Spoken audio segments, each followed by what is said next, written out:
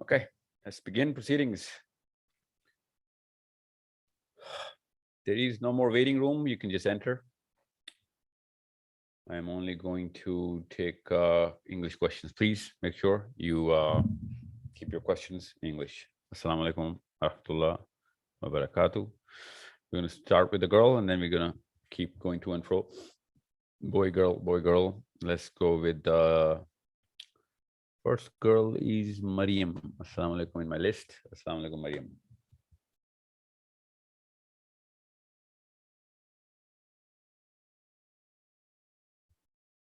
Okay, we have a 5-second rule. You have 5 seconds to unmute, otherwise I'll have to skip to the next person. Sabah, assalamu alaikum wa rahmatullah.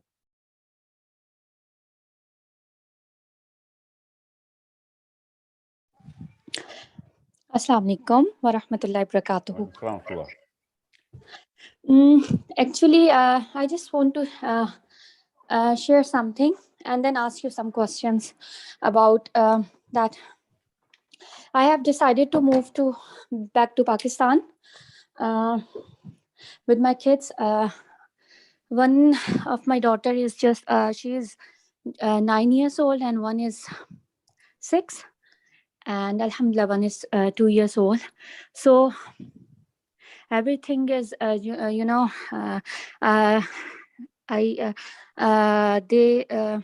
got admission in Al Huda International because my priority was the one of the schools that at least minimum they can do the Islamic they learn the Islamic values, because I'm trying myself, but I'm student of Quran from last 3 years, so I think it's not enough for me. I can't do it only by myself.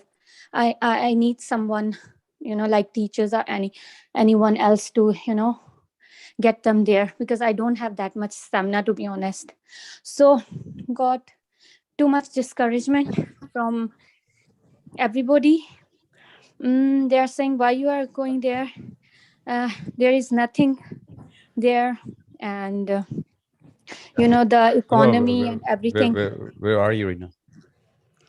I'm in UK, but inshallah on 8th of January I'm leaving, because they got admission last year. So yes, inshallah. So what do you think? I'm to be honest, I'm satisfied. I'm happy, because you can't get everything in this life. If you get everything in this life, so so but I just want to just discuss it with you to know what you think. Is it? I think I'm gonna answer this a little bit of a detail, because this is a very common question from overseas Muslims, especially Pakistanis and Indians. Unless you know, how old are your kids, Sabah? Okay. Hello. Yeah, just give me a second. Let me just answer, Sabah. No matter how old your kids are, unless you have a very clear 10, 15-year vision for your 6-year-old, 7-year-old, and you can actually envision a 20-year-old adult as your daughter and your son, you shouldn't be making decisions to migrate here or there. There are some certain skills, certain level of exposure that England has to offer, which Pakistan will never, and it doesn't even intend to. We don't intend to offer that. And there are some certain things in Pakistan which England will never give to our kids. So there's good and bad, pros and cons of being anywhere and everywhere right now, but there is only cons if you do not have a vision for that 25-year-old, 20-year-old adult, who is your 7-year-old child, by the way.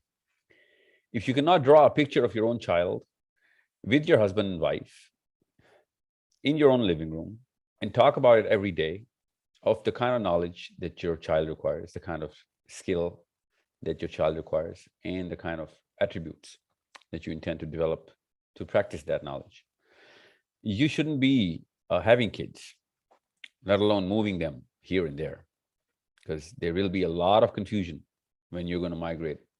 This child is going to go through a lot of dissonance naturally. Any child would, if you move any child from America to England, even then he's going to go through some problems. And he's going to lose a big chunk of his personality, dent his confidence, because of the fact that he's going to be an alien in his own contemporaries, wherever he's going to move to. So for that, you need to know what kind of price are you paying for what kind of output. And if you do not have that kind of output chalked out with your wife or your husband, together, not as a parent who has some dream, unless both of them combine, write down and charter a certain plan. And it doesn't really, mean that you have to be 100% successful in all of those things in the plan, but, because things are going to go here and there, but you cannot move out of the vision. And you are going to improve that vision. You might change that vision altogether based on whatever knowledge that you're gaining yourself while you're improving your child and, helping him or her grow. So where did that vision come from? That's the real question. Unless you have a vision for your child, a picture for your daughter and son, a 30-year-old, 25-year-old, 20-year-old, you should not qualify any place, even, the farthest places like Chile or Siberia or Alaska. There's no way to qualify a place for a Muslim unless you know what that place has to offer. And if you have that vision, I'll tell you where that vision comes from, but if you have that vision, you'll know that there are some certain attributes that that place has, which other places might or might not have. You are in that place, it'll be cost effective to get that sort of knowledge, skill, or attribute, or sense, or that kind of exposure to, the worldview that the child requires based on that vision. Now, if you have that vision, you're going to get two things right away. One, you're going to get that qualifier, the qualifier of why to be at whatever place in the world. That's primary. I mean, you are there, you're an adult, you have the kids, you're married, you have a job, you have certain things going your way. So you know that culture, you know the attributes of that culture, the psychology and the grammar of that culture, you know the academic value of the people or the lack of value of the people. Secondly, you will know exactly what to gather, how to not do certain things, and certain kind of effort should not be going to your parental plan. And that'll relieve you of a lot of things, which, people who are just living on daily basis or yearly basis based on the kind of school that their kids go to. That's the worst thing that you can do to a child anyway, that you do not have a 20-year-old boy or a girl's vision in your 5-year-old, 6-year-old son or daughter. Now, once you have that vision, you'll know without me telling you what to do, where to go. So the question is, I'm sure everyone's thinking about it, where does that vision come from? Well, that vision doesn't come from anywhere but your foresight into the future. If you do not have that sense of generating that foresight into the future, then please don't get married. Don't have more kids. I'm telling you this right now. You're adding to the problem of the people who already have that foresight. And whoever has that foresight knows that the biggest problem in the future for our kids is that population that is being parented upon that haywire plan. People who had no vision, they just wanted to get some money and resources in some big cars and houses and wives and kids and whatever. Those are spectators, nobodies. That's the lug. We call it the lug. People who have that vision need to carry that lug. That's a lot of weight. Don't add to that weight. The biggest problem to all the thinking Muslims is the Muslim community that does not think. We're not suffering from Joe Biden's or Barack Obama's or Tony Blair's or Cameron's or whoever is the English president right now. I don't know, or prime minister.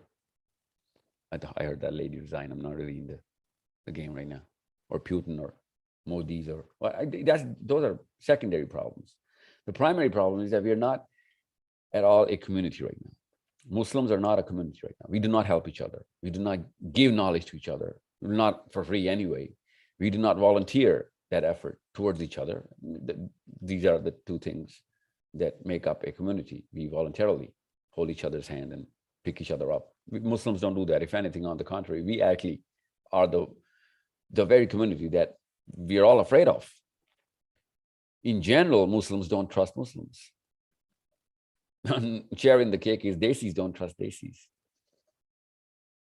The brown people have this natural inclination now to sway away from the other brown man or the brown woman.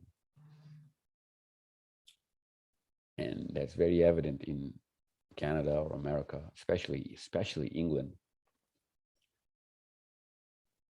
We've spent a lot of time in England, so we've really come to terms with whoever we actually are, and we made a tiny little Pakistan and India there. And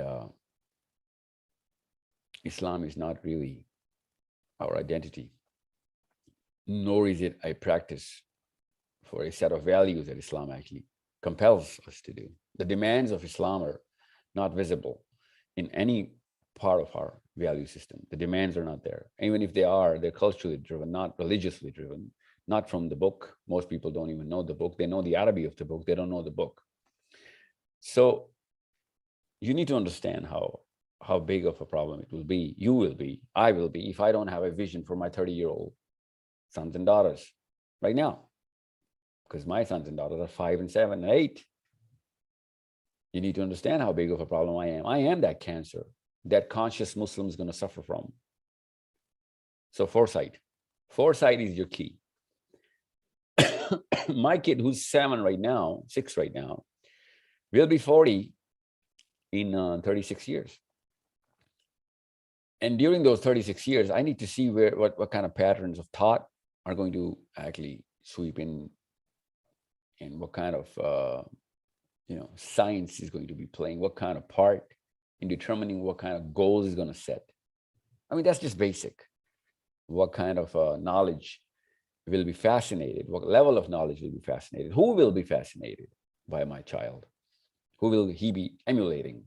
Who he will naturally be mimicking or imitating, just to be cool or just to be recognized as someone who demands to be valued. Everybody does. What are the definitions of that value 40 years from now, 50 years from now? As parents, our kids will be parents. If you don't train them as teachers, they will always remain students of somebody else. Will not be there. I mean, who has that weird assumption that we're going to be here in 60 years? We're not going to be there. They're going to be solving their own problems. We need to know those problems right now, not just wild ventures and guesses. No. We need to plot that really carefully. These are our own kids. This is the whole community of human beings we're talking about. Right now, I won't be so wrong. I know I'm stretching it a little, but the whole world is suffering from the immoral principles of the Muslim community. I'll tell you why and where my argument is. If Muslims only practice, 10% of Muslims started practicing the Quran fully, the whole world will be a better place. Right now, Muslims are pushing away the whole community of human beings away from the Quran. Because, the whole community is like, if you represent this book, then this book's got some problems, because all of you can't be wrong. All of you guys are practicing just one book, and all of you guys, from Tunisia to Libya to Qatar to Syria to KSA and UAE and Pakistan, Afghanistan, Iran, India and Bangladesh and Indonesia and Malaysia. Are you kidding me? Everywhere you go, you see the same kind of corruption. Why wouldn't they think that the Quran has defects? Why wouldn't they think like this? So if we were to practice a sizable chunk, a critical minority, the Quran fully, because I'll tell you this right now, I'm under no notion, no assumption that most of the people will become mu'mineen. It was never the case. Never is going to be the case. The Quran is very clear about this. Surah Al-An'am is clear about this. Okay, well, I'm not going to cherry pick some ayahs and quote surahs right now, but we know the general trend of human beings is that majority does not really follow morality to the core. There is a conscious minority that actually leads the sizable majority, the mass. The mass is never going to think. They're too, this is not good. Please do not share the screen. Please stop sharing the screen. I really need to understand how to control this share.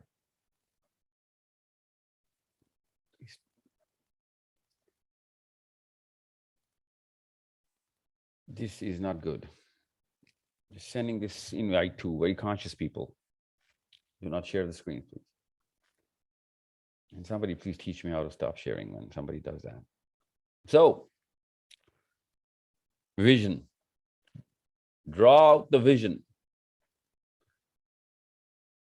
And if you do that, you have a fair, you only you will have that fair chance of raising that conscious critical minority of Muslims who are going to actually represent the Quran to the future of human beings. 100 years from now, no one who's alive right now will be alive 100 years from now. So, the world refreshes itself. It's only our kids that will have a chance to, and thank God it does. Otherwise, we would have had a very difficult equation to prove for our kids to do that, ihsan on the rest of the community. We need to raise up those muhsinins who are going to benefit the world, not just themselves. So, Sabah, the answer to your question is England has a lot of things to offer. If you have that vision, you'll know, which Pakistan doesn't. And Pakistan has a lot of things to offer. So how do I actually, do the math? Well, math is simple.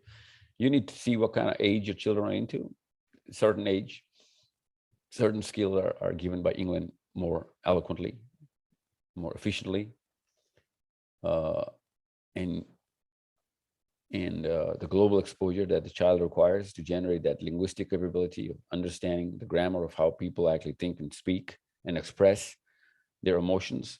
That's absolutely basic and necessary. Most Pakistanis who have not left Pakistan do not understand that expression of emotionality. That's why they get intimidated by the globally exposed people, regardless of whether they're Muslims or not. That's why you see less confidence in immigrants anywhere, of any religion. Immigrants do not have that kind, first generation immigrants do not ever have that kind of confidence, even if they spend 20 years in the country. You see first generation Danish people, Scandinavian people, all of them. You see first generation Americans. You see first generation, well, you won't because it's too long ago. English, first generation English Muslim Pakistanis were senior than Victoria, I guess. So first generation Australians, you can see all of them, and you'll see that the second generation is far superior in their skills, in their senses, in their comprehension of the world, the global affairs, the understanding of the real problems. And the third generation is way more eloquent. But you can see that the second generation immigrants of Muslims, especially from Pakistan, India, they didn't do their job really well according to what the Quran demanded. So the third generation is swaying with high amplitudes, left and right. You need to see, I'm just drawing out the pattern. I can see it right now. So it's not about just the language. It's not about just the culture. It's about the opportunity of understanding what skill is, what the requirements of the skill are. And we really need to change. Write this down somewhere, everybody. We need to change the impression of what English has and swap it with Arabic. And as soon as we're going to do that, I'm just talking to Pakistanis and Indians right now, and Bengalis. Swap English with Arabic, and then you'll see that the third generation Gen Z right now, or in their preteens, they are going to do wonders with the Quran. I can see it. I'm just reading the psychology right now. I know the patterns, okay? If you swap Arabic as a first language, and they're eloquent enough in Arabic, you will see the kind of wonders they're going to do because of that asset that they have through the global exposure of the internet. They have higher IQs, they have better senses, they have no direction. They have absolutely no direction. And people who have no direction follow celebrities. That's the basic rule. People who have absolutely no vision or direction would follow anyone who's got a little bit of glimmer. And that's what they're doing. They're following whoever and whatever has a little bit of a glimmer from any part of the spectrum, any side of the spectrum, any color of the spectrum, good and bad, evil or not. You'll see that. So they have that higher energy, they have that bigger apertures. We are just not harnessing that. And I'm just giving you one aspect, which is the language. Okay, you need to understand the problem. The Sahaba, radiallahu anhum, had that base definition of what the worldview should be, and nothing else fascinated them, because the Prophet ﷺ was carving out that psychology with his own hands. So that worldview trumped anything else. That's why they had confidence. They had that right attitude, because that basic central belief system was well grounded by the Prophet ﷺ himself.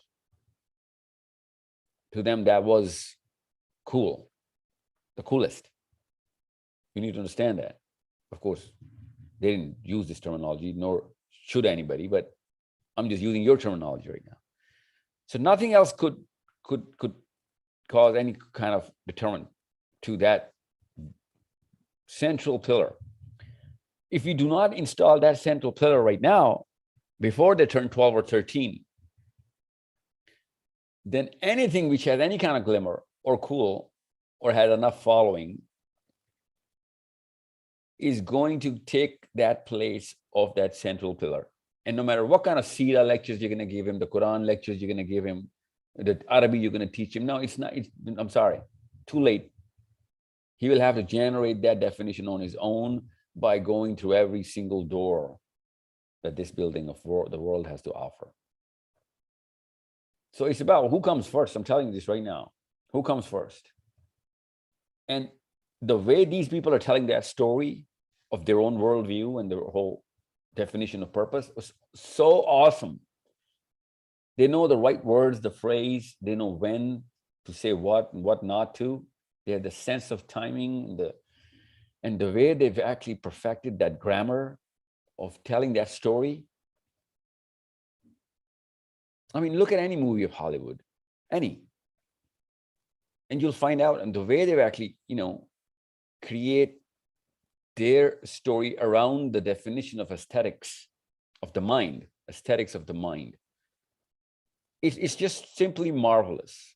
And you can see the patterns from the 40s and 50s and 60s, and now the kind of language Hollywood has changed into themselves into, and they've transited successfully into understanding what the human mind requires right now. They did it for money, obviously. But, money is a very good indicator of how to understand psychology, right? Why would people pay tickets? I mean, if they don't understand or they're not getting fascinated, they're not going to buy that ticket. It's a very good tool for the psychologists, for the parents. So you can see what kind of virality certain things are getting. You can see the kind of grammar your kids are into. But the irony is, by the time you're going to realize this, it'll be too late, because something else has already taken up that central core. Now, I mean, I'm not saying it's too late, it's irrecoverable. You can swap it if you know the grammar. But these things are telling you the grammar. I mean, I'll give you an example. You see any Muslim movie or a cartoon, oh my God. I mean, it's like we're cursed, Literally, we're cursed. in that field of aesthetics. I'm not saying we should make movies or whatever. I'm just saying, if we jump into anything, you can see a Desi documentary and you can spot it. Even if it's got no words, you can see it's a Desi documentary. You see any kind of film, be it a cartoon or a movie, and you can spot the difference by the way they approach that subject, the whole subject of understanding the aesthetics of the story. Why am I focusing on this? I'll tell you this. I'll tell you this right now. I'm focusing on this because Sira is demanding that grammar. We need to know Sira so well so that we can actually literally incorporate and structure Sira inside the mind of our child. Once it takes all of that space of the central pillar, then you'll understand that the Quran is going to seep into those, fine pores that the Sira actually, creates for the Quran to come in and settle. It's like it's like cement, literally. So understand as a mother and as a father, what are the demands of Islam? Right now, as a mother and a father, understand the way you're going to narrate the whole diagram of what Sira is, who the Prophet is, what a prophet is, who the prophet is, and how a prophet becomes a prophet. What is the difference between a prophet and any other man? You need to understand. You just have to read a few books of how they create heroes, and how Kant defines heroes, and how Nietzsche defines his Übermensch. Look at them. Look at them. Literally, in the late 1800s, these guys, coming up with this whole imagery of the Übermensch. The way he's describing it. I'm telling this as a Muslim, I'm telling you, it's a pathetic job. I mean, this guy's trying to understand Übermensch while he's writing it. I'm telling you this. You read him, you'll find out. Pathetic, not in a way that he shouldn't come up with it. He came up with an awesome idea, regardless of how and why he wrote it. But pathetic in terms of the way he describes the whole story of the Übermensch. Because it's not a story. It's more of a scribble. You read Nietzsche's book and you'll find out it's a lot of scribble coming together. And still, till today, it is determining how the West is going to think about the concept of, who the hero is and what perfectionism is inside a man's attributable structure. It's just one book. If you don't want to read 200 books, it's okay. Just one book. Try and get a reference point of how human beings are influenced. As a parent, it is our job. It is our basic job to understand child's psychology. That child is born with nuclear talents, and we dumb him down or dumb her down into a nobody who will be just thrown away into the screens. Find out your own heroes, and there'll be plenty.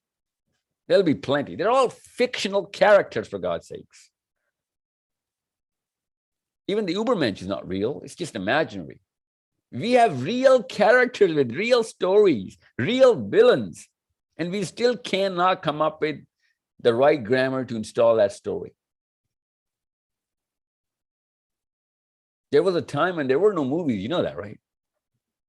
People used to read books and let the human mind do its own paint job, its own artwork.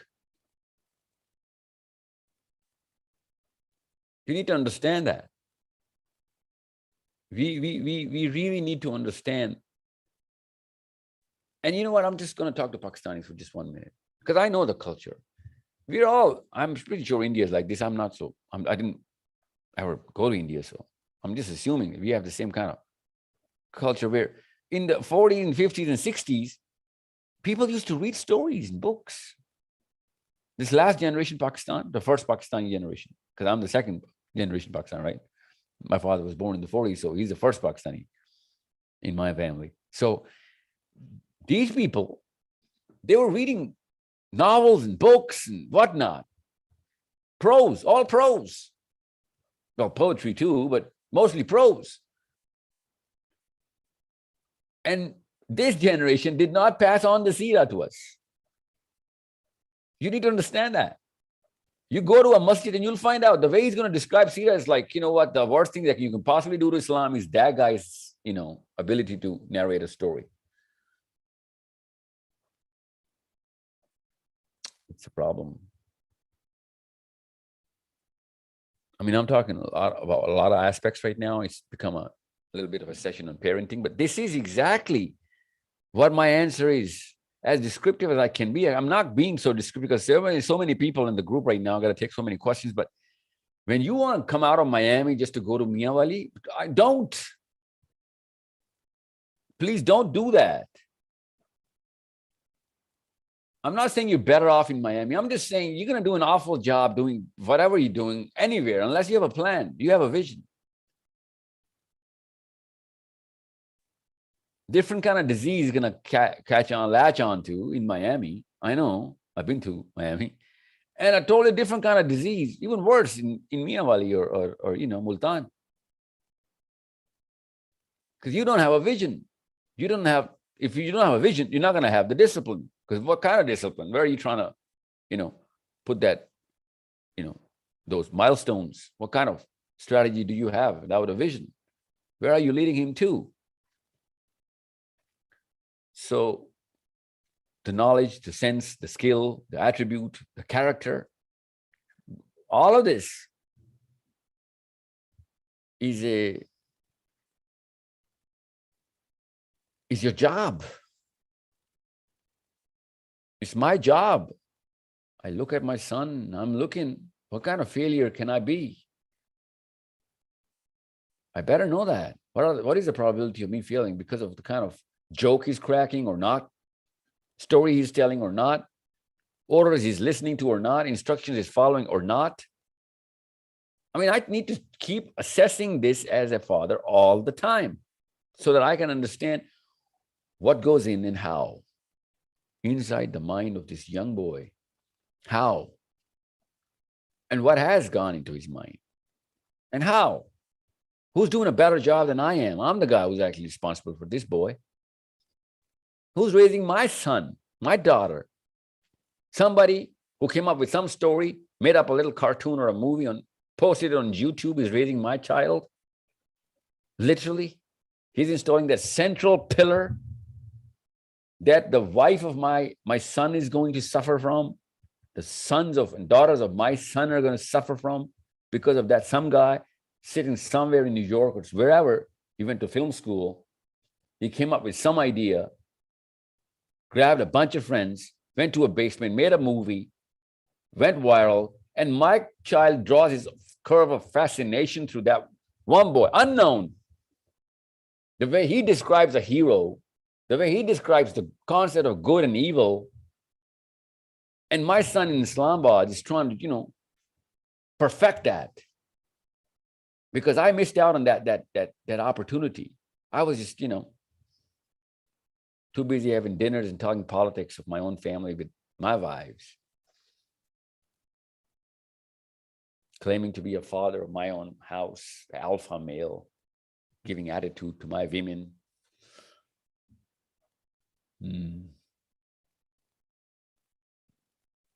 Claiming fatherhood is very easy. Being a real father is not. Being a parent is not biology, I'm telling you. It's Islam. Islam takes you out of this biology, gives you a lot of job, a very big job. There's some certain things. When I was little, I was just thinking, and I was a boy. I mean, I was a little boy. I was thinking, why is that not a ritual for all Muslims to spend some time in Yemen? Well, I was thinking Yemen because my teacher was from Yemen, but because of the way the whole language is constructed in Yemen. Everybody knows who's from Arabia that Yemen is like, the crown jewel. Prophet ﷺ said, Iman is Yemeni, Hikmah is Yemeni.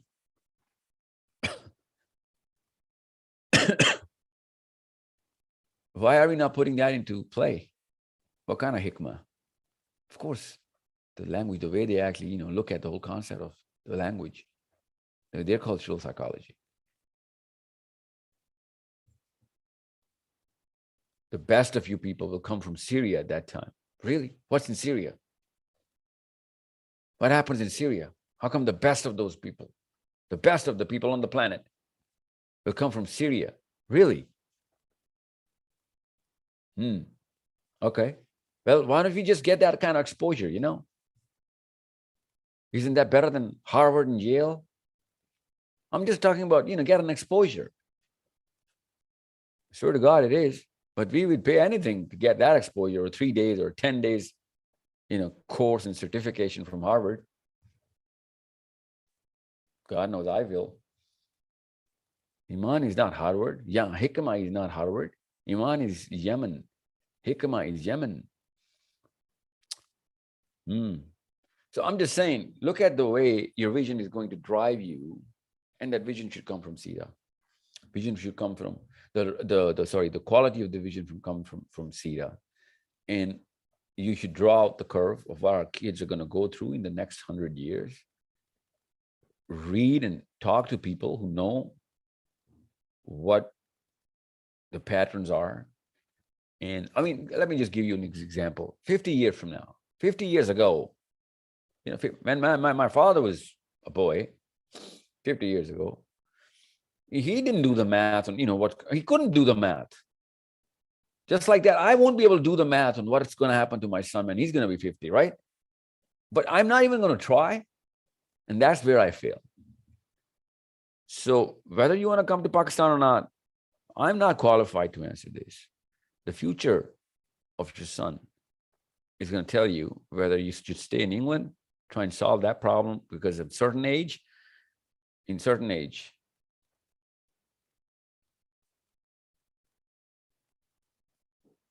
England is going to offer a certain set of skills which Pakistan is never going to do. And in Pakistan, certain kind of skills and exposure are going to come to your child, which England can never do. So think about it. Okay, think about it. Okay, I'm just going to jump to a boy now. Let's just talk to someone who I've never spoken to. Please, if you have spoken to me, please give your turn to somebody else. Sher Jan, assalamu alaikum. First time I'm reading your name, that's why. Assalamu alaikum. Sher Jan, I cannot hear you for some reason. 5-second rule.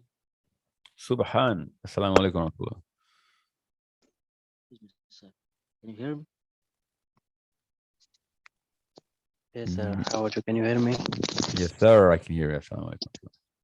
Yeah, actually, sir, I have a question. What country are you from? I'm from Pakistan. Okay. Go on. Yeah. Okay. So I have a question that how we can manage ourselves. That I know you are speaking the truth. I know what the right way is, but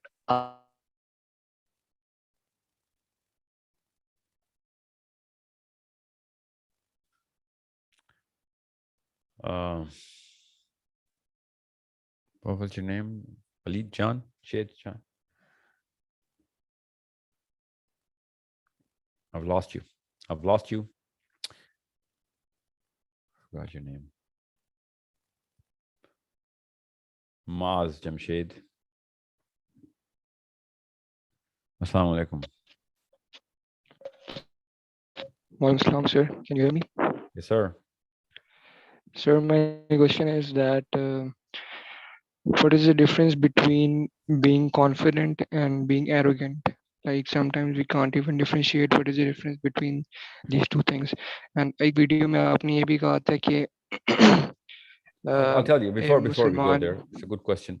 Confidence is the relationship between you and that action or skill or whatever you're going to do. Okay.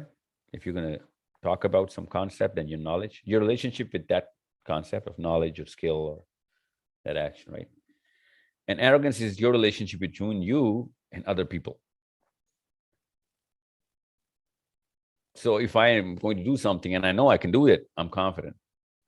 I got nobody in my mind right now. I'm just talking about me and that skill, me and that action, me and that piece of knowledge, me and that expression, me and that speech, me and that debate, the argument, right? Regardless of whoever is going to listen to it, that's confidence. And even if I am going to put somebody in that curve, I'm going to put someone who's going to be superior than me. So I'm going to be actually on a lower pedestal.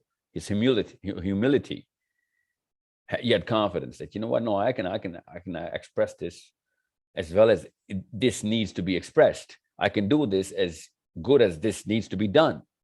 I can play this as good as it needs to be played, no matter what it is. Nobody in your perspective at that time, just accept that action that you're going to do, perform. But arrogance is that I'm going to be actually thinking I am better than that person. I'm more gifted than that person. You know what I'm saying? As soon as you're going to actually put that comparison chart in, you're arrogant.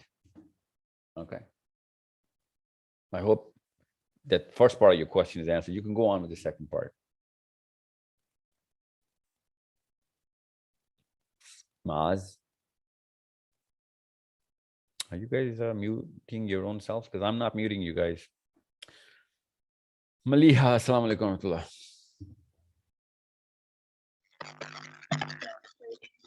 Maliha, if you have a problem with the microphone, then I'll have to skip. Hear me? Maliha. Can you hear me? Yes, ma'am. I can hear you now. Where are you from? Hello. Maliha, can you hear me? Apparently not. Hello, sir. Can you hear me? Yeah, I can hear you, Maliha, but let's fix this problem right now. Maliha, where are you from? Maliha. Okay, we're gonna go to Fatima. Fatima, assalamu alaikum.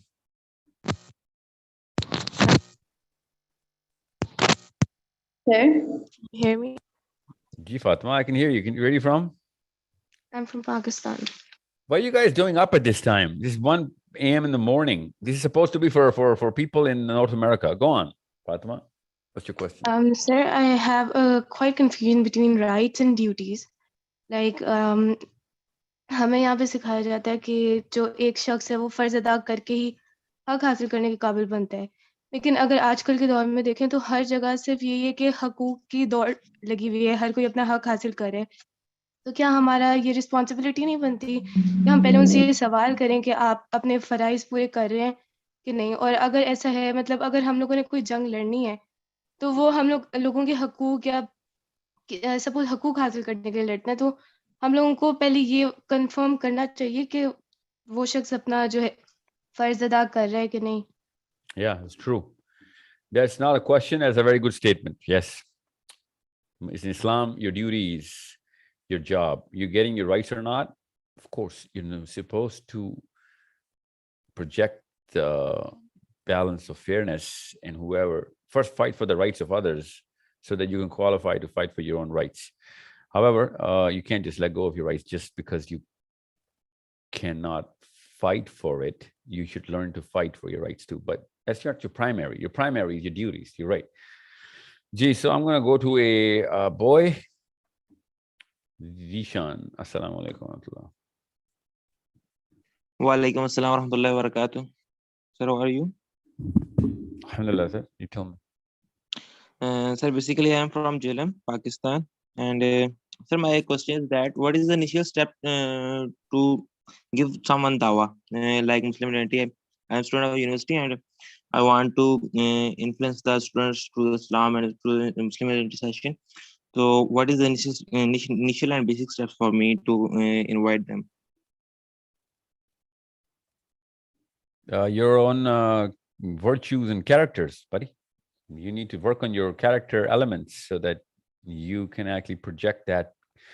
There was this guy actually a group of people who went to Imam Malik and they said, you know what, in your khutbah for the Jummah, can you talk about freeing the slaves? And because that's one of the first thing that you should be preaching for. Imam Malik said, yes, that's primary, man. That's primary. I will, but not this Friday. let me just do it next Friday. And they said, Sir, yeah, we would prefer that you would do it this Friday, but okay. He didn't do it that Friday, and he followed the next Friday. And then this group came in and they're like, why didn't you do it the last Friday? And he said, because I am just gotten some slaves myself. I had to free them to actually, tell everybody else that you should free slaves. So you gotta practice what you preach. And to practice, you need to have that set of virtues, and that virtue list comes from, the Quran and the Sunnah. Okay. So it's that simple, it's that basic.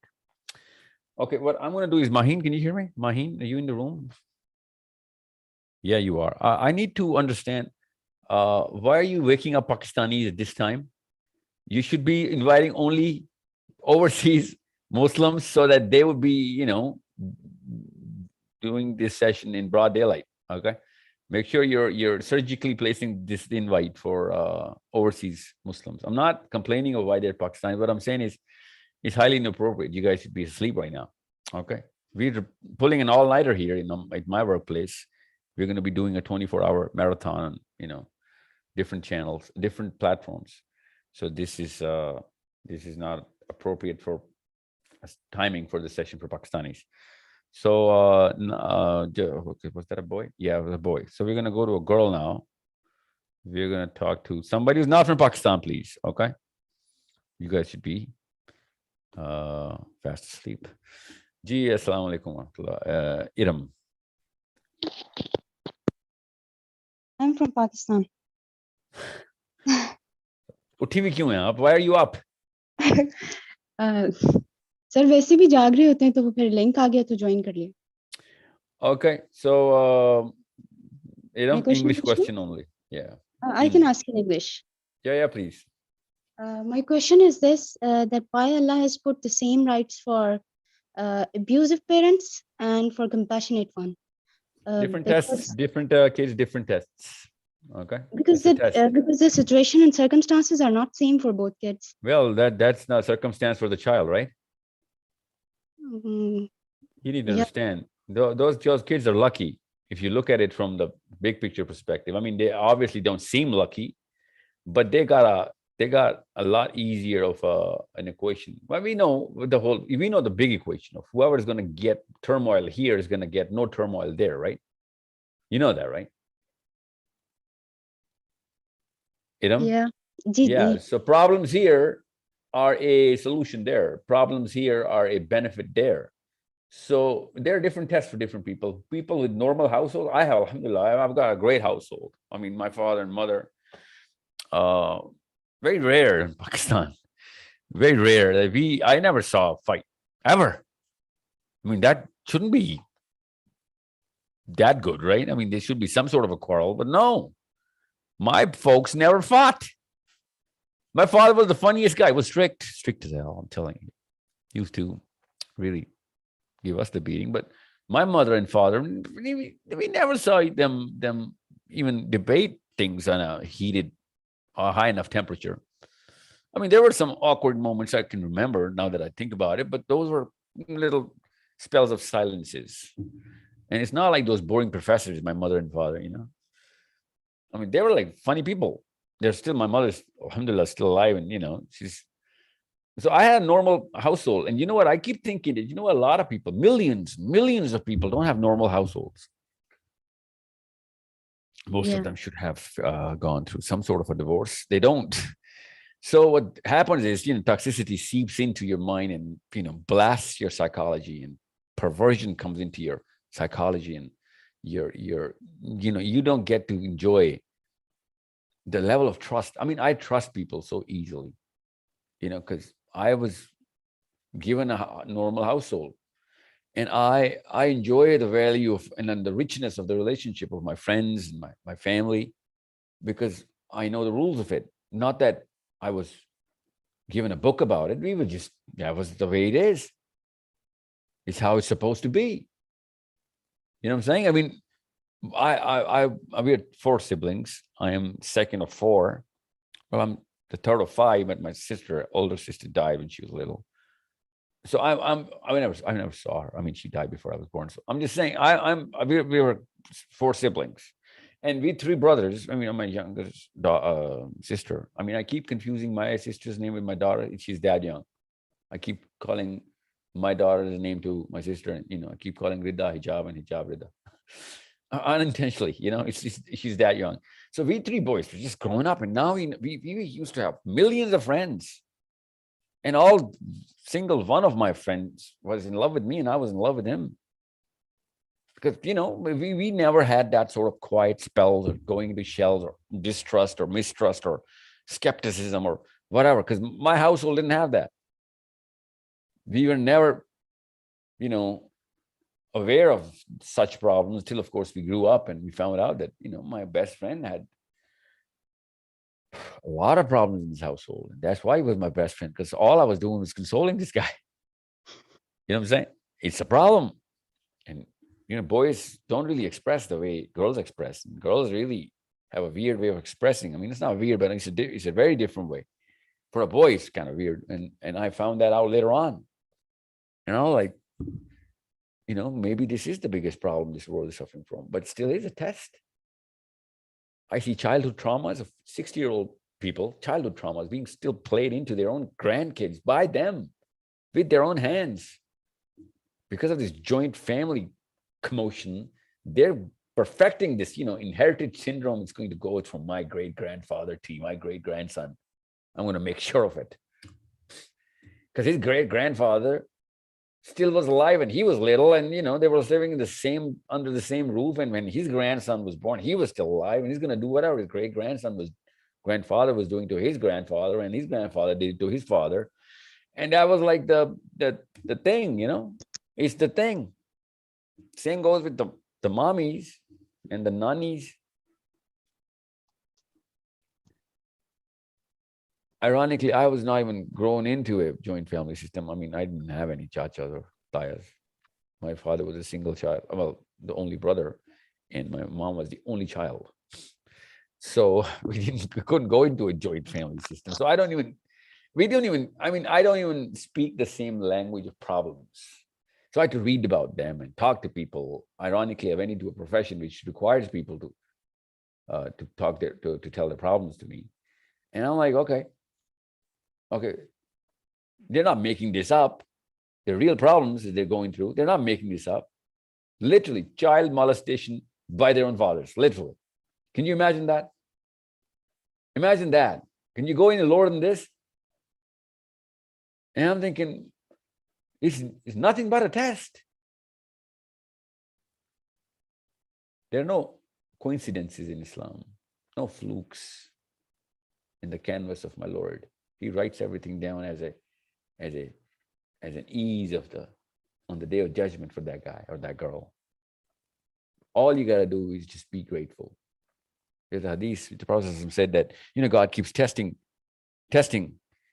and the moment God is going to let this guy loose and give his bounty upon this guy just goes ungrateful. And the Prophet said, then Allah smiles. I was just about to free you from this test. This is just a tiny little test, this little planet of yours. Just a little test. You just need to hold on to that faith. I'm telling you this. So abusive parents, test. I'm not saying it's easy. Maybe it's the toughest. If I'm telling you this, in some ways, if you look at the whole problems of the world, maybe this is the toughest of them all. But still a test. And people who do complain about their abusive parents, trust me, either they become the biggest test for others because they become abusive. They don't realize it. That's when they realize it. Their father never realized that he was abusive, or their mother. And I've seen more maliciousness in women than in men. You need to understand that, admit that. The Desi woman has become malicious against her own kids. I mean, you can see the abuse of the father. You cannot see the maliciousness of your, that's why it's called maliciousness. You can't see it. He's doing it. Most of the time, it's way worse than just, the slap around your face by an abusive father, an emotional, bomb that, father comes home and just blasts everything out of the house. Yeah, okay, big problem. I'm just saying, it's a problem, and I understand that. And it's not just Desis. Everybody goes through this. Still a test. Need to see. Need to see what kind of test you're gonna get. And use it. If it doesn't kill you, it's only gonna make you stronger, right? Allah Ta'ala is giving you all the tests so that you can understand Him better. That you know what, I'm still alive, still kicking. Don't be ungrateful. Yeah, Okay. you're right, but I don't think so. It makes you strong. Oh, it does. Trust me, it does. I mean, if you look at it from a big picture perspective, you need to see. I'm not saying, oh, everybody should abuse a kid so that they can become stronger. What I'm saying is, inevitably, you are going to gain a lot more resilience naturally. You're going to cope. You're going to have stronger coping mechanisms. I'm not saying that everyone should be abusive. Nobody should be. What I'm saying is, on the flip side, you'll see that these kids do become a lot more thick-skinned, and they do far better than those other kids with silver spoons in their mouths, and just those oily brats that you can see running around. These other girls and boys, they're that much more resilient. I'm not saying that they should be slapping around kids because there's a lot better model for generating resilience in your kids. Okay. So, but still is a test. You cannot deny that. And you will realize it when you're going to grow into that sense of understanding how tests work. Yeah. So let me just go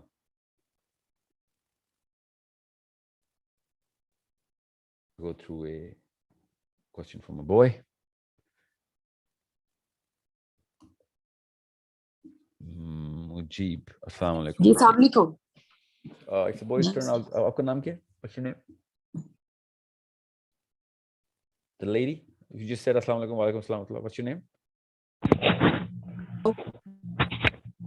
Hello. I'll get back to you. Ji Mujib. Assalamu alaikum, sir. Walaikum assalam. Ji, hello, ma'am. Aap mere paas hi rahiyega. Just stay with me. I'll come to you after Mujib sahab. Ji Mujib sahab. Sir, I'm from Pakistan, so I will not ask a question. I would like to ask a question from someone else. So. You want to pass? Yes, sir. Oh, okay, great, thanks. Ji, ma'am, aap puch keh rahi thi. Yes, you were saying. Ji sir. Assalamu alaikum. Walaikum assalam. What's your name? My name is Fatima. Right now I'm in Canada. Ji Fatima.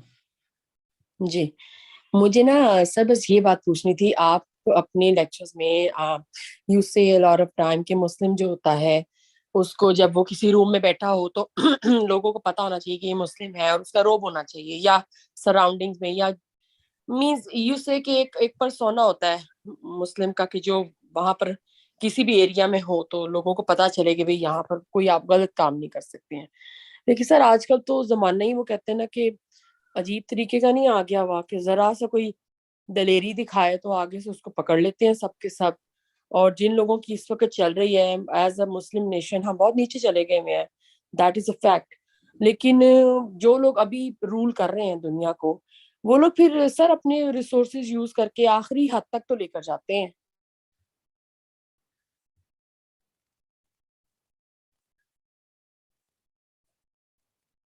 Fatima, what's going on today? Fatima, let me just get a sense of what you're trying to ask me. Let me just try and get.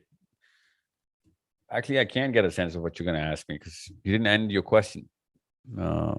Yeah, but a Muslim should be carrying himself like a Muslim should. I see a lot of. I'll tell you what I mean by the persona. There's this weird notion in the world right now, especially the overseas Muslims, that we can't judge people and whatever they do. Even if he's drinking in front of me, that's his own business. I get that. You don't judge him as a guy's going to burn in hell. He could just he might just repent tomorrow and be a way better person. I can't judge him, but I'm going to judge that act. You need to understand that. I'm going to judge that act, and I'm going to try my best to make sure that he doesn't do it again by doing the best I can to get him out of it. How else do you think I'm assuming? What am I expecting? Jibreel al-Islam to come and tell him? This guy was sent to me in front of me, like for a test. That's my test.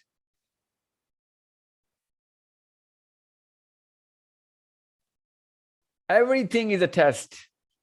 A guy who's doing anything corrupt in front of me, which is against any commandment of Allah, is a test for me. What did you do about this? At the least you could have done is just talked about it. You know what? Next time I'm in the room, I'm going to do a little more aggressive, take up a little more aggressive an approach. This is the first time you're doing it in front of me, but don't do it, man.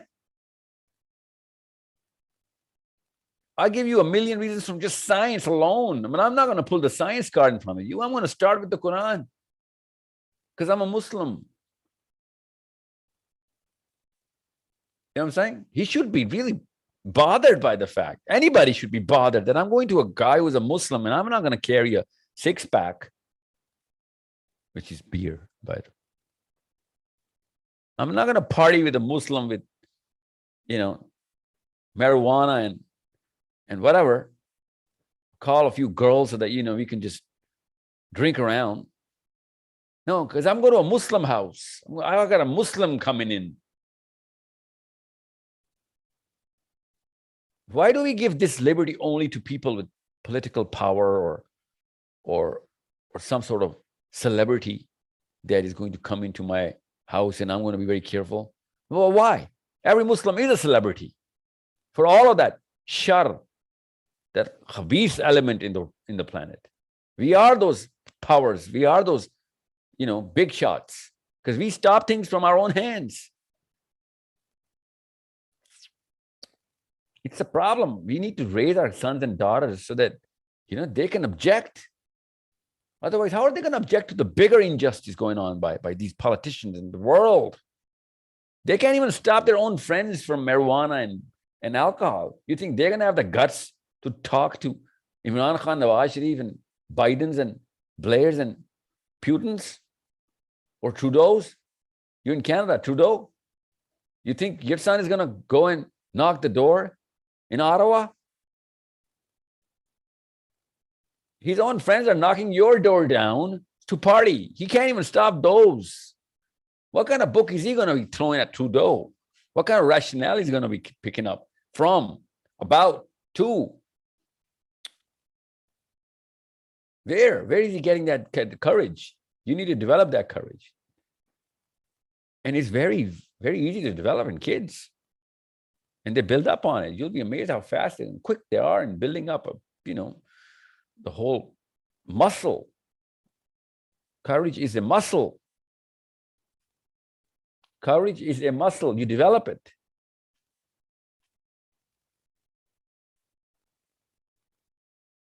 So don't tell your kids to be rude or, abusively arrogant. No. Don't take that approach. While I'm talking about this, I should also caution you all. So it's a problem that we don't really, we teaching that, biblical Pauline philosophy of live and let live, turn the other cheek. No, that's not Muslim. That's not even Jesus, okay? Alayhi salam. That's Paul. That is just Paul. That confused guy, which the Quran says, wala dallin to. That's Saint Paul. He's dictating the way we're going to approach evil in this planet as Muslims. Saint Paul is not going to tell me how to carry myself. Okay? Why I'm saying Saint Paul? Because Jesus never said that. Turn the other cheek is not from Jesus. Alayhi salam. Isa ibn Maryam took the Bani Israel and their sages, their ulama, head on.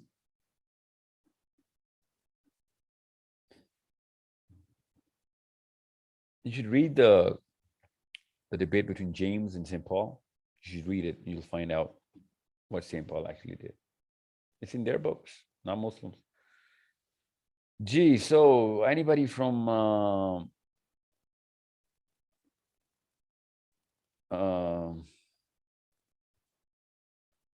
okay, your name is Canada. Gee, Canada. I'm a Assalamu alaikum, sir. Gee. So like I don't know if it's like considered as like, you know, Muslim identity or something, but like in school technically I guess like you could say I get bullied at times. Like, you know, the entire saying forgive and forget, like, you know, what if somebody's trying to take advantage of you while doing that? Because like this is like, you know, my friends, like, you know, who I thought How were old my are you? friends. How old are you? 12. You're 12? Yeah. Okay. I'm assuming you're a girl, right? Yeah. Yeah, can I hear you probably? Okay. You're 12. You got siblings? Yes. Okay, you're the oldest? Yes. Yeah, you sound like you carry yourself like that. Your tone tells me that you're the oldest. Okay. Where you living right now? Canada. Say what now? Canada. Yeah, where in Canada? Mississauga. Okay, you go to school and you get bullied, or this is your own people in your own family? School. School. Okay. Yeah. So why are they bullying you? What do you think they're bullying you for? Your hijab? Are you Like wearing a at hijab? times, huh? You go on. I'm sorry. Go on. Why are they bullying you? Yeah, so at times, like, you know, sometimes we joke around and then they come to me like, you know, Who's they? saying like a bunch like, you know, 2 or 3 people, I guess, at my school. Same guys every time? Yeah. So one of them, like, you know, they come to me like, you know, they literally come to me, approach my lunch, they take something out, they put it in their mouth, and then after, like, you know, putting it in their mouth, they ask me if they can have it. And like indirectly, I've told them many times to, like, you know, it's not Boys? nice to do that. No, girls. Girls. Okay. You go to a all girls school? No, I go a to an public school. Islamic school. You go to an Islamic school. It's mixed, right? Boys and girls. Yeah. Okay. So are these the same girls that bully everybody else, or they just pick on you? No, like, you know, once you get to know them, they're not really nice. You know, those type of people that like on the outside, they look really nice. That's and not like, what I asked. I know they're not nice. They're very obvious. Don't worry about it. We're not confused there. Are they No, bullying they don't bully everybody, or they just pick on you? Yeah. No, not everybody else. Just you? Yeah. How long? Ever since this year started for like 2 to 3 months. They're you in your class? Yeah. Okay. What did you do about this, Ima? You know, I told the teacher first, and like, you know, they told me that they're gonna like, you know, talk to them and stuff. But then Yeah. after that, when the teachers talked to them, like, you know, they started crying as if they were the ones who got hurt, and like, you know, and after that, they still No, don't continued. tell me what they did. Tell me what the teacher did.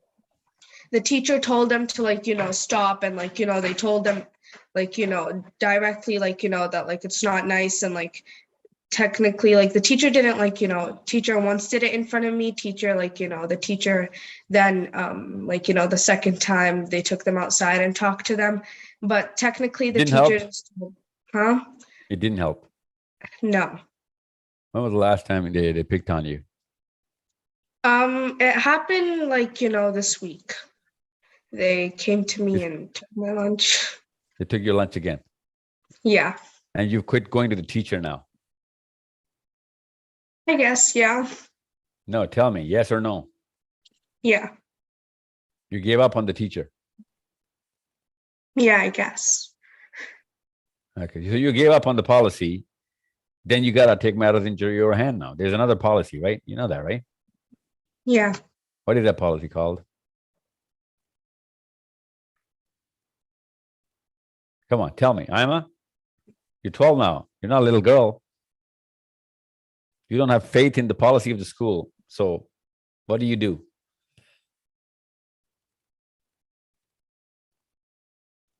Can you hear me? Yeah. Think about it. Okay. Whoa. Give me the name of your youngest sibling who goes to school. Alia. She Alia. doesn't, Yeah, okay. she's like It's all right. not, really matter. going to school. Doesn't matter. Alia, okay, once she's gonna go to school. What do you want Alia to do when she's gonna get bullied? Because he will. I don't know, stand up for herself and not. Oh, there you go. So you know the policy. So that is the policy. You know who gets bullied, Ima? Yeah. Or who take a wild guess? Who gets bullied? The people who can't stand up for themselves. No, well, you don't know that, right? I give you a crowd of 20 right now. Okay. 20 girls in the class. I tell you to bully one of them. Who are you gonna pick? For the sake of discussion, right? Okay. Hypothetically speaking. The weakest one, I guess. How are you gonna see if she's the weakest one? By how they, I don't know. Yeah, how they react to your presence. Yeah. How are they gonna let you do whatever you're gonna do to them, right? To her. Mm-hmm. Yeah, so it's not about the policy of the school. You see where I'm coming from? Yeah. Now, okay, I'm gonna be Alia. Okay, I'm gonna be Alia. How old am I? I'm Alia. Alia's 8. I'm 8. I'm 8. Okay, I'm Alia. Talk to me now. I'm just my first day at school. Well, give me your first piece of advice. To like, I guess show yourself. You like, never start with I guess, okay? Because that means you're not sure. Tell me something you're sure. Because we're talking about Alia here. Come on. Aren't you going to be protective like a mother? To be protective and not to let others get to you. Yeah, no, what am I going to hear from you? I am Alia. Okay, do a role play with me. I am Alia. I'm going to school. You're just going to leave me to my class now. Give me a piece of advice against bullying. First of all, to make sure to pick the right people to be friends with and to know how to stand up for yourself. How do I do that, Api? Tell me, how do I do that? How do I stand up for myself? First, ignore it. If they do it for too long, then I guess like tell your parents or tell the teacher, something like that. Oh God, is your mother around? No, Father? they're upstairs. So you just picked up on this session yourself? No, my mother called me here. Now she's upstairs. Okay. Listen, Naima, I'm going to tell you something, okay? Fear is very visible in the timid, okay? You need to understand that. You know who the timid are, right? Naima? Yes. You know who the timid people are, right? Yes. Yeah. You can spot a guy who's afraid in a crowd of millions. Anybody can. Okay? You need to understand that. Fear is going to be the most visible trait in your personality.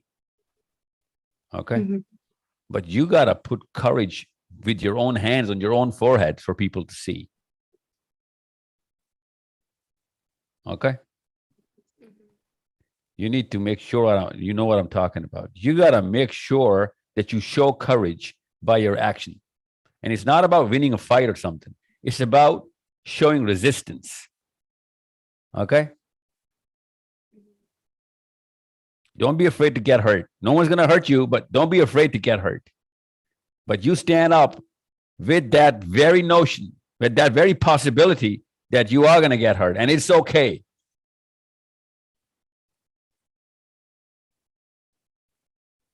You hear me? You're not going to get hurt. Trust me. They're going to be running from you. You know Superman, right?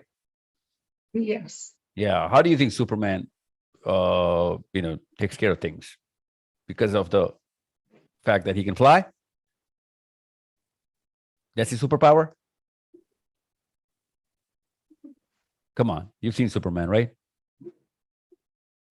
Emma? I mean, I know him, but like I've never watched any of his. Well, so you know Superman can fly, right? Yeah.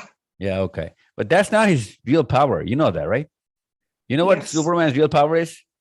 Let's assume that one day Superman decides not to fly. So he's going to make sure he's not going to fly. Do you think he's going to get bullied? No. Because of the way he's going to carry himself, right? Yes. Yeah, so that's a Muslim attitude. You cannot be bullied as a Muslim because you're going to show resistance. Bullies never, ever. Bullies are the people who are the most timid. They're so damn afraid that they're actually showing fear by finding the weakest link in the whole crowd. Okay? That weak little puppy. I mean, what kind of a person would pick the weakest of the crowd to just, pick on? A guy who's afraid of the people who are not weak, right? Yes. Yeah. So that bully is the person who's actually afraid. Otherwise, he would not go to the weakest. He's frightened to death, literally. So these girls who are scared to death are just picking up on the weakest because that weakest does not show resistance. That's why he's the weakest. You stand up and you tell them that this is not going to be over until Aima is going to say it's going to be over. And no teacher is going to come in the middle now. You're going to be complaining to the teacher about me now. Okay, you got to do it one time. And no one is going to bully you for the rest of your life. Ever. Even when you're 20, you're 30, you're 40. Men and women combined. You start showing resistance to whatever is wrong. You believe bullying is wrong, right? Yes. Yeah, then you show resistance. That's Muslim identity, okay? That's what a Muslim does. She in particular, shows resistance. Mm-hmm. You know what most kids are afraid of? I'll tell you this right now. Every human child is afraid of getting that first hit, that first punch, okay? That first fall. Once you take that first hit, that fear goes away in seconds. It's like taking a shot. You're getting a needle shot, right? Once you take the needle shot, you're like, oh, that's it. It's the fear. It's the figment of your own imagination. It's nothing else. I'm not saying just go get hit, but even if you do, it's okay. People who are afraid are just afraid of that first hit. After that, you don't even feel the pain. But the fact that people can see that courage because you're not afraid to take the hit. You know what courage is, right? Courage is that I am not afraid to take that first hit. That's called courage. Okay? Mind you, these girls are never going to raise their hand on you. What I'm saying is, even if there was boys, even if that one crazy woman somewhere is going to meet you and she's going to try and hit you, it's okay. You're going to still show resistance. I'm not trying to tell you to hit people. What I'm saying is don't be afraid of them. And you're going to find out that no bully in any school that you're ever going to walk into is going to come your way. It's like magic.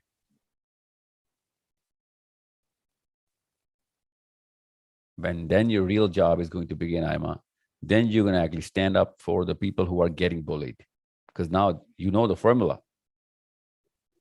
Once you're going to practice that formula, then you're going to actually have to train other girls on the same formula, okay? Unless you're a giver, you're not a Muslim. You cannot keep it to yourself.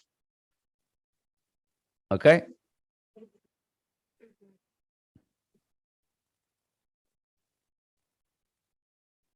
You understand me? I'll tell you something. Most boys are way more afraid than any girl you'll ever meet, especially Muslim boys. Does that help? Yes.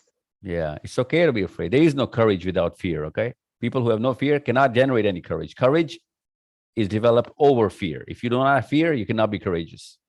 Being afraid is normal. Being courageous is Muslim. Okay? Okay. Yeah, at 12, I'm telling you this. I can tell you a lot of 7-year-olds who are working on this formula and they never get bullied. Those bullies are supposed to be taken pity at. They got problems in their household. They got bad mommies and daddies, and I don't know what's going on with them. You know, you should be helping them later on. First, you stand up for your own self.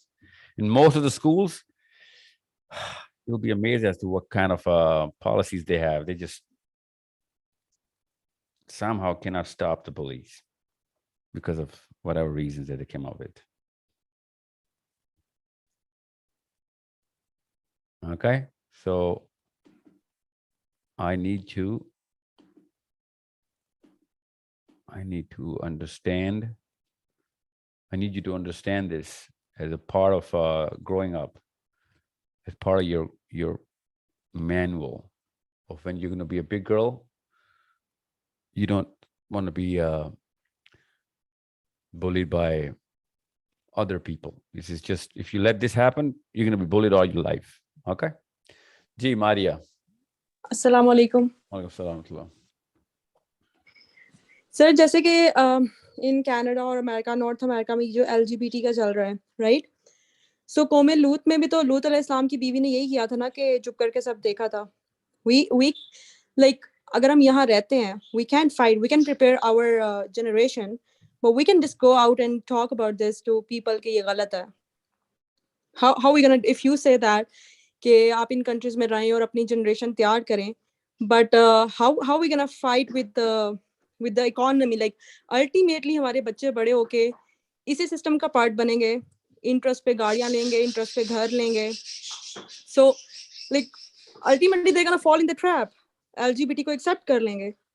So हम क्या चुप करके देखते रहें कि ये जो हो रहा है, होने दें उसको और अपने बच्चों को कुरान पढ़ाएं, हदीस पढ़ाएं एंड अपने बच्चों की पर्सनालिटी स्ट्रांग बनाएं. That's it. अपने घर तक रहें.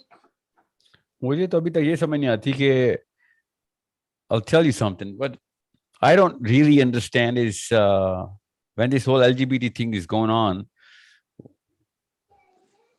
where is the church and the masjid? Well, okay, you know what? I'll tell you something. I'll know where the church is. No, I'll tell you where the church is. The church did show a lot of resistance. And you'll see the Bible. Where are you from right now? Sorry, Brampton, Canada. Well, okay, you know the Bible Belt. Those states, you're not going to see a lot of LGBT there. Okay? Yeah. Kentucky, Virginia. Well, I'm going a little north. You go south to Florida, go back to, Texas. The whole Bible Belt. I'm just drawing the triangle right now. You're not going to see much of LGBT. Why do you think that they're not going to? Of course, the law is the law, right? But you'll see that they're going to show visible resistance. Not enough. Of course, not enough. Paul has really castrated everybody in their own Bible Belt. Okay. Still, they're going to, they're going to show resistance. I mean, they are still taking up the arms, right? What is but the first? Sir, church के बाहर तो खुद flags लगे हुए हैं. The rainbow flags. They're outside. Yeah, I know. Of course. You'll see a lot different kinds of churches. What I'm saying is that's the only loud voice that came out of America. But there is no masjid that came all out, all guns blazing, that, you know what, enough is enough. We're also US citizens. We need to fight this head on. But like, not even intellectually, not even intellectually. I remember, I'm just going out of a limb here. Okay. Don't quote me anywhere. What am I talking about? This is a live session. I'm sorry. But when this Orlando shooting happened, I was on tour. I was actually traveling because of my own reasons, and I was in Toronto. And this Orlando, remember the Orlando shooting? Yeah. Yeah. So this American religious cleric comes in and volunteers a session. He's doing this Jummah khutbah, and all he's doing is, you know what? I'll tell you something. We're all sons of Adam. We're Muslims. I mean, that's how you start. Why are you volunteering to talk about this incident? Who told you to do that? You're talking about Surah Kahf right now. Surah Kahf, or whatever that surah's today's topic was, that day's topic was. And all of a sudden, he just tangents out and talks about this Orlando shooting, and there are brothers, and they're... Dude, I get the fact that you're in America and you're trying to do something here, but don't go out on the limb just to try and make a point that Islam is for this sort of tolerance. Islam is not. Yeah, I to clarify. I'm coming from like मेरी एक जो पूरी बहन भाइयों की generation है वो यहाँ बड़ी हो चुकी है. Like I'm not coming from के मैं नहीं आई हूँ, और like I have seen my brothers, my siblings यहाँ पे वो बड़े हुए हैं. When they go for Jummah, right? But they do everything else too, because Jummah के खुतबे में they're not interested. उनको समझ ही नहीं आता कि हो क्या रहा है. मस्जिदों को सिर्फ उनको बड़ी मस्जिद बनानी है, अच्छा कारपेट चाहिए, that's all. वो खुद करप्ट हैं जो वहाँ के जो हैं, आप उनको कह लें कि जो इंस्टीट्यूट यहाँ खुले हुए हैं, मैं नाम नहीं लेना चाहती, but they themselves are supporting everything. वो कह रहे हैं जो हो रहा है होने दो.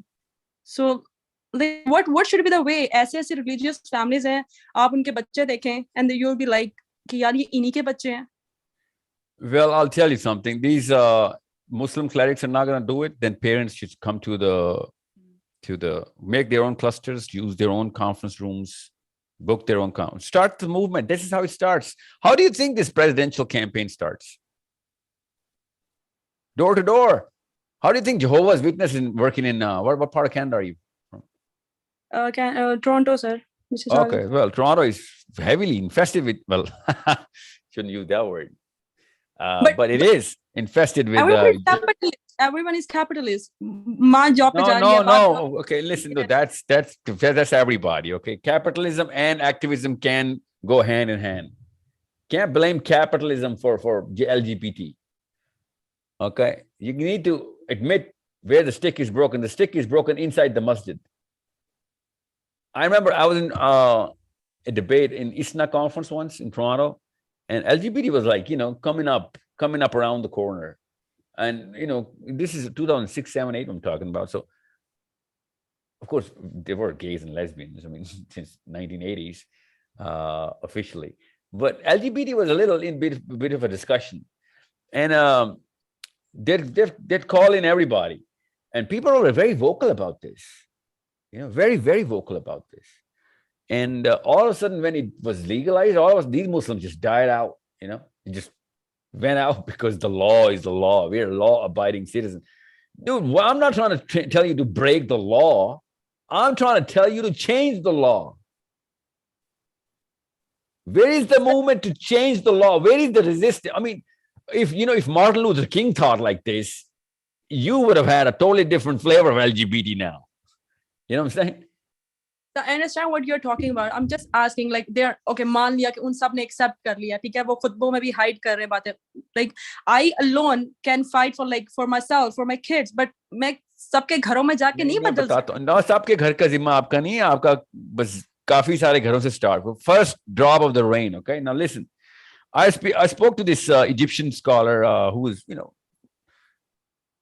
closest masjid in my house in Etobicoke. I was in Etobicoke. And it's a big masjid, you know what I'm saying? It's a big Jami masjid. And this time around, 2012, 13, no, 16, I remember. I was on a 3-month tour. And I was talking about this LGBT thing with this, at that time, Obama had newly legalized, gay marriage or LGBT, right? I don't know what Biden did now, but whatever was left by Obama, Biden completed the whole, scroll of evil. So I spoke to this scholar who, he's the imam of the masjid, like, well, what are we doing about this? And you know what he said? First thing he came out of his mouth was, but it's legalized now. Like, so that's your barrier of entry? Unless it's illegal, you're not going to talk about this? Who died and made you the imam of a masjid? Come on. Your job is to talk about things which are now legal, but illegal in Islam and legal in Canada. I'm not saying to pick up the arms. I'm saying start using the brains. Every law was changed by a certain community which thought better around the law. So the church did that a million times. I'm just use the masjid, hijack all the masjid's intellect. People come there, start gathering people and start making that noise. This is how it works. Be civil and be deadly, like deadly intellectual, like lethally aggressive intellectually, but be civil socially. You need to understand in Canada, you're living in Toronto. And a 9-year-old now, I don't know, maybe they reduced it to 7 now. Last time I checked, it was 9-year-old. A boy is going to call the police and let the hormonal blockers and surgery can be done on him because he feels like a girl. No. Yeah, of course. It was on in 2013, 14. I was there and I was like, oh my God, Mr. Trudeau, you want to take initiative? I mean, who are you trying to please? So there's no option like we can just escape from all this? Like I'm not saying like I don't want to do something. Yes, I want to do something, but it's not possible when I see कि इमाम खुद जो है वो finance और lease की गाड़ियों में आ रहे हैं और सूद के घरों में रह रहे हैं. I won't be influenced by such people. I tried. No, you're looking at it from a wrong perspective. It doesn't matter who's not doing it. What matters is who is doing it. And if you're just feeling it, you're not doing something about it, and I'm sorry, you're the one to be blamed too. Feeling bad is not going to cut it in a global communities like Canada. Canada is global. Whatever you're going to do, people are going to follow. You're up on the waterfall. Okay. A lot of countries like Pakistan is downstream. Whatever's going to happen in Toronto is going to happen in Islamabad. You need to understand that. So you need to set examples. You need to see being in North America is responsibility for all Muslims. Okay. It's not a luxury. It's a responsibility. Being in Maldives or let's just say Pakistan or Indonesia or Malaysia. I mean, name any 2 scholars from Malaysia. Can you do that? No, you can't. They're not upstream. They're way downstream. You need to know what kind of responsibility American Muslims and English Muslims have. Whatever you're going to do, all Muslims are going to follow. And I've seen Muslim clerics joining the walk of LGBT, with trying to show solidarity and inclusiveness and whatnot. Yeah, I get that. Yeah, I know what you're trying to chase. I get it. But don't use the masjid for it. So this is how it's going to corrupt everybody. And so if we work like that, if we make cluster, so हमारे जो बच्चे हैं, for example, हमारा group of बन गया cluster, we are working on it. We will be able to save our kids from the trap. Yeah, that's the only way to act, because your daughter's going to know that your mother represents something. Gold roti ke liye to nahi hai na. Most Muslim girls know that their mother represents gold roti only. No, I'm not one of the. No, I'm not saying don't migrate out of the kitchen. What I'm saying is, what do you represent? What's your brand? What did you do? Only an activist is going to raise a Muslim child. A pacifist is not going to raise a Muslim child. Someone else is going to raise a pacifist's Muslim child. Could be any celebrity who's going to be watching YouTube, because you're actually handing your kids over to those people. Okay. Yeah. Usama, where are the boys? Why am I talking to girls? Where are the boys? Danish, assalamu alaikum. Muhib, assalamu alaikum. Yeah, that's a good thing you guys are trying to do. What country's name there? Norway. Well, it's still late in Norway. Norway. What's your name? Norway. Assalamu alaikum, sir. Assalamu alaikum, sir. Okay, you can take the question first from him. Sir, I'm from Norway. Yes, sir. Yes, sir. What's your name? Sir, my name is Azam. I recently moved to Norway for higher education. Masters के लिए मैं इधर आया हूँ. तो मुझे sir 1-2 सवाल है आपसे ना, रिगार्डिंग ये कि आपका एक बिल्कुल एक नैरेटिव है कि अल्लाह के लिए मतलब जो अल्लाह ताला करते हैं कोई तुक्का नहीं होता.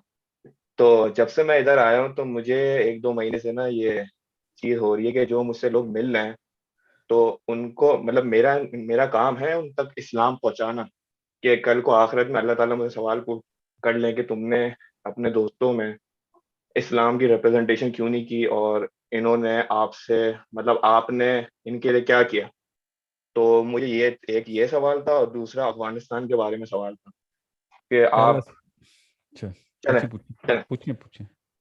अफगानिस्तान के बारे में ये था कि आप बोल रहे थे कि वहाँ खिलाफत आई है. तो रिसेंटली मैंने न्यूज़ देखी है, वो आपकी बात सही है कि न्यूज़ में बहुत सारी नेगेटिव चीज दिखाई जाती है जो आपको दिखाया जा रहा है. तो अभी रिसेंटली उन्होंने यूनिवर्सिटी में लड़कियों की तालीम पे बैन कर दिया है, तो उस पे आपका क्या ख्याल है? Well, 2 things. I've been to Afghanistan Okay, so many times now, and I was supposed to be flying tomorrow. By the way, I couldn't go this time around. I have to meet a lot of people there. I'm meeting a lot of people, and I've seen girls going to school myself. और मैंने खुद भी पूछा, I've asked them what's going on. They said we're taking 3 steps process. It's a stepwise process. Step one, we had to make sure that whatever curriculum was being taught in the universities and colleges, especially schools, we had to change that, which is good step. I'm not for that education system. They're still going to adopt this polluted education system because that's what, I can't just change that. It's going to take a long time. But now girls are going to school. I've seen girls going to school because they changed the curriculum. And now they're going to take up girls, universities going to school. Otherwise, they don't stop girls from studying or reading books. Now, they are going to do that. And ironically, that's the first question a friend of mine asked, because I didn't even know that. Because I see girls going to school, I'm thinking everyone's going to school, right? And I'm not even talking about Kabul. So Kabul is way ahead of the game. So yeah, that's fake news. Fake news. But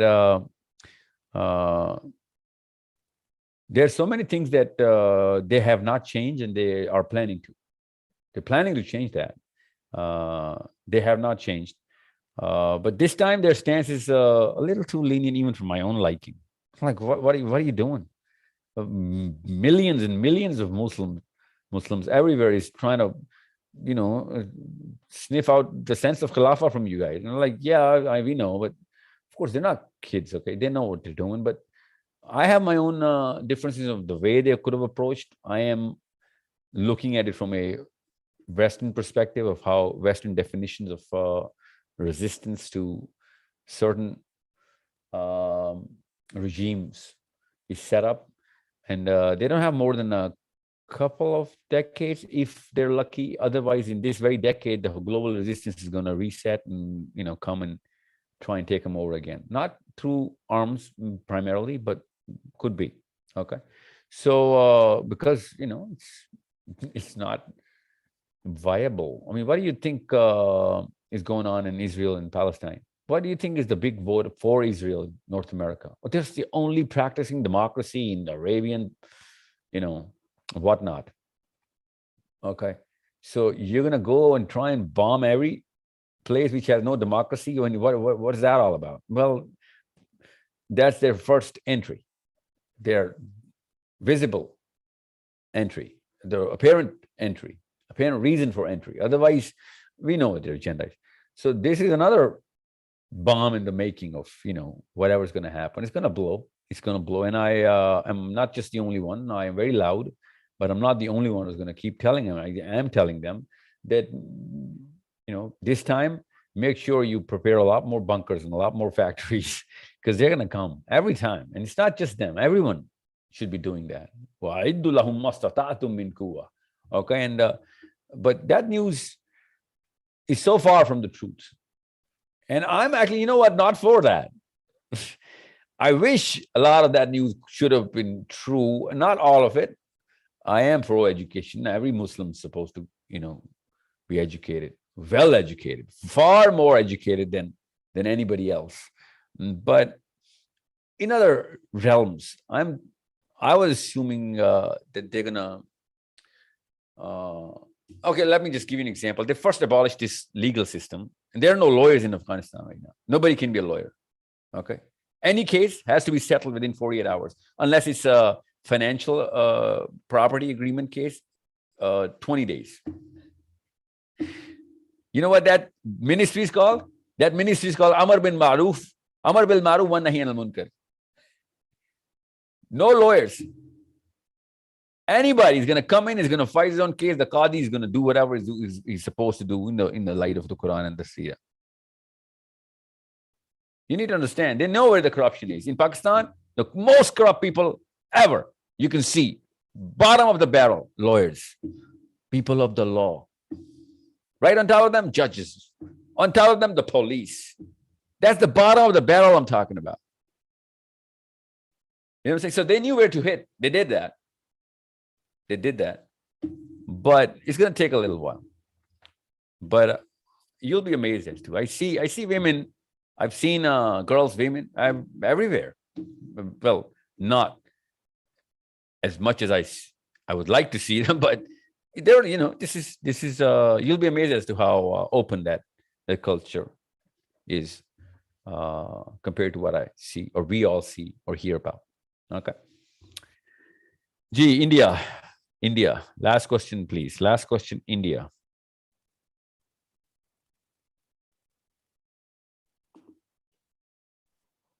Assalamu alaikum, sir.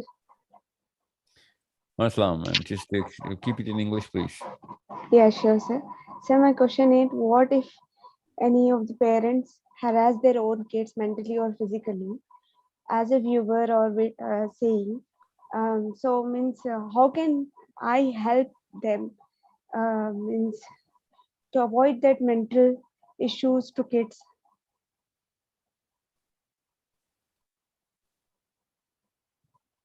You mean you are the mother? No, actually, I'm a mother of two, but still I'm talking about not about myself or my family. I'm talking about the society when they harass their kids. So I feel I'm not helping them. So just आप हिंदी में बताएं. नहीं sir, ऐसे parents को हम कैसे बताएं कि जो आप बच्चों के साथ कर रहे हैं वो जनरल पेरेंट्स को. जी जी जनरली बता रही हूँ. तो बताएं ना उनको. Tell them the kind of damage the human brain goes through and the whole psychology, the mind goes through, which is psychology. बताएं ना उनको. साइंस खोलें, किताबें बताएं उनको. ये देखो क्या कर रहे हो. Sir, see, when, if people would if see they are the uneducated, psychological diseases just like other organs of the body, if people could just see them, people would just run away from each other. That's how devastating psychological disorders are. But people just, since we cannot see them, that's why we just, take them for granted and go a lot more casual about them. So show them what that real problem is. Okay. Unless you show them, you're not gonna give them case study. Show them those scenarios of how devastation. What kind of devastation are we looking at? Okay, show them those suicides, those runaways, those self-loathing kids end up doing. Okay, you need to show them. Otherwise, nahi kaam nahi hone wala hai. Okay, especially India mein. India is far more thicker than Pakistan. Pakistan phir thoda light hai. Itna nahi hai. I'm stretching it. Both is thick hai Pakistan bhi. India is too thick, very dense in terms of they're stuck to बड़ा ritual. अभी तक Gita dictate कर रही है मुसलमानों के घरों को भी इंडिया में. I've seen that a lot. Gita से निकालना पड़ेगा मुसलमानों को. But कहने का क्या मतलब है कि वो जो कल्चर चला आ रहा है ना, they're gonna keep practicing it and they're not gonna listen to anything. वो साइंस, तुम क्या बच्चे पागल समझते हो? हमारे साइकोलॉजी, मेरे बच्ची पागल है क्या? This is the kind of taboo that they have around psychology. So make sure you understand. You're gonna show them pictures. This is the least you can do now. Yeah, and make sure you're going to understand. They're going to throw stones at you, but you're a Muslim. Take that hit. Take that hit. It's okay. You're going to do the right thing. Jeez, Hadia. Assalamu alaikum, sir. I already have posed my two questions. One is regarding Arabic classes. My daughter left Arabic classes. So I just send you the personal, private message. And the other question is that while we are helping, doing volunteer work somewhere, and we are trying to help the people, do we need to have that intention like we are trying to make them Muslims? Because I was reading somewhere, Umar Raziyallahu Ta'ala anhu, he helped a woman and then he saw she's wearing a cross. And he just asked her, why don't you become a Muslim? And that woman, she didn't answer and she looked at him and she walked away. And Umar Raziyallahu Ta'ala anhu, he was thinking for many days what he had done. So like in Indonesia and Malaysia, people became Muslim because of the way Muslims were fair in their trades. So my question is that do we need to, while Listen, we are helping that story about Umar Khattab is it's a very interesting story. When he asked that girl, have you read the story or you heard it? No, I read it. Yeah. So what happened? Do you know what happened? What did Umar Khattab, how do you know Umar Khattab did this? He told somebody, right? He told the woman. No, after that, the woman left. Then he came in and he repented. He was like, oh my God, what have I done? Yes, yeah. Yeah, and then he said something to a companion of the Prophet ﷺ. I don't remember that part. Okay, well, the question is, the answer to your question is, whatever deed we do is so that people can become Muslims, but we cannot force them, okay? You know, you need to No, understand. like the situation came, I was helping in, there was a fire in Australia and I was totally in the area where there were so many non-Muslim and I was only hijabi girl there. There were Muslim boys working there as well. And they came to me and they said, oh, you are presenting Muslim and it's giving the positive influence and people will become Muslim. And I just looked at him and I said, okay, I didn't know about that. I just came to help because there are so many people died in fire and their children were suffering and there was a lot going on. Like, No, well, you just came to help for the sake of helping people, for not to sake of please Allah, God. or sake Yeah, for the Yeah. sake of Allah. So you're trying to get them to be Muslim because you're doing it for Allah, right? Yes, yeah. Yeah, that's called making people Muslims. Because, you know, what else do you think is called making people come into The closer guy to just Allah? asked Christian previously and he said how we can do dawah. So that is the dawah in a way then. That is the best dawah. The best dawah is actions. Secondary dawah is words and lectures. Okay? Yeah.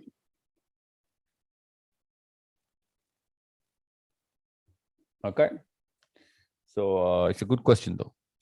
Okay, I think we're okay. I'm just gonna have to take this Vancouver question. I'm sorry, I'm just a little too much of a fan of the Canucks. Go on. Gee, Vancouver. Assalamu alaikum, brother. Walaikum salam. Bavaria here. Ji Javed. Acha, I have two questions. It has to do more with psychology. So one is regarding narcissism and narcissistic relationships. The impact it can have for people who are, related to people who has this particular condition, and what does Islam say in terms of what really is this condition and how to deal Well, with any individual who's what do you think into it? narcissism is? Define. I want to know what you call narcissism. For me, I think people are very self-obsessed, very entitled, have a very, subliminal or an insidious way of, getting their things done through you, whatever they need, on a social level or at a personal level.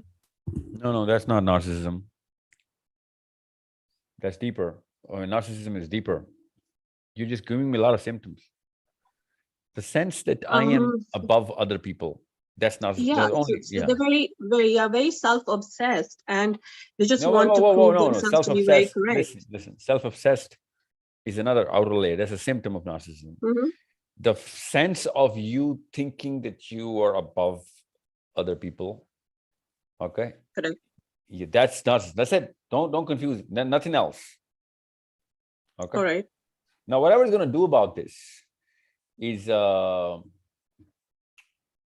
just another output of narcissism. But that's not narcissism. Narcissism is their heightened sense of their own importance.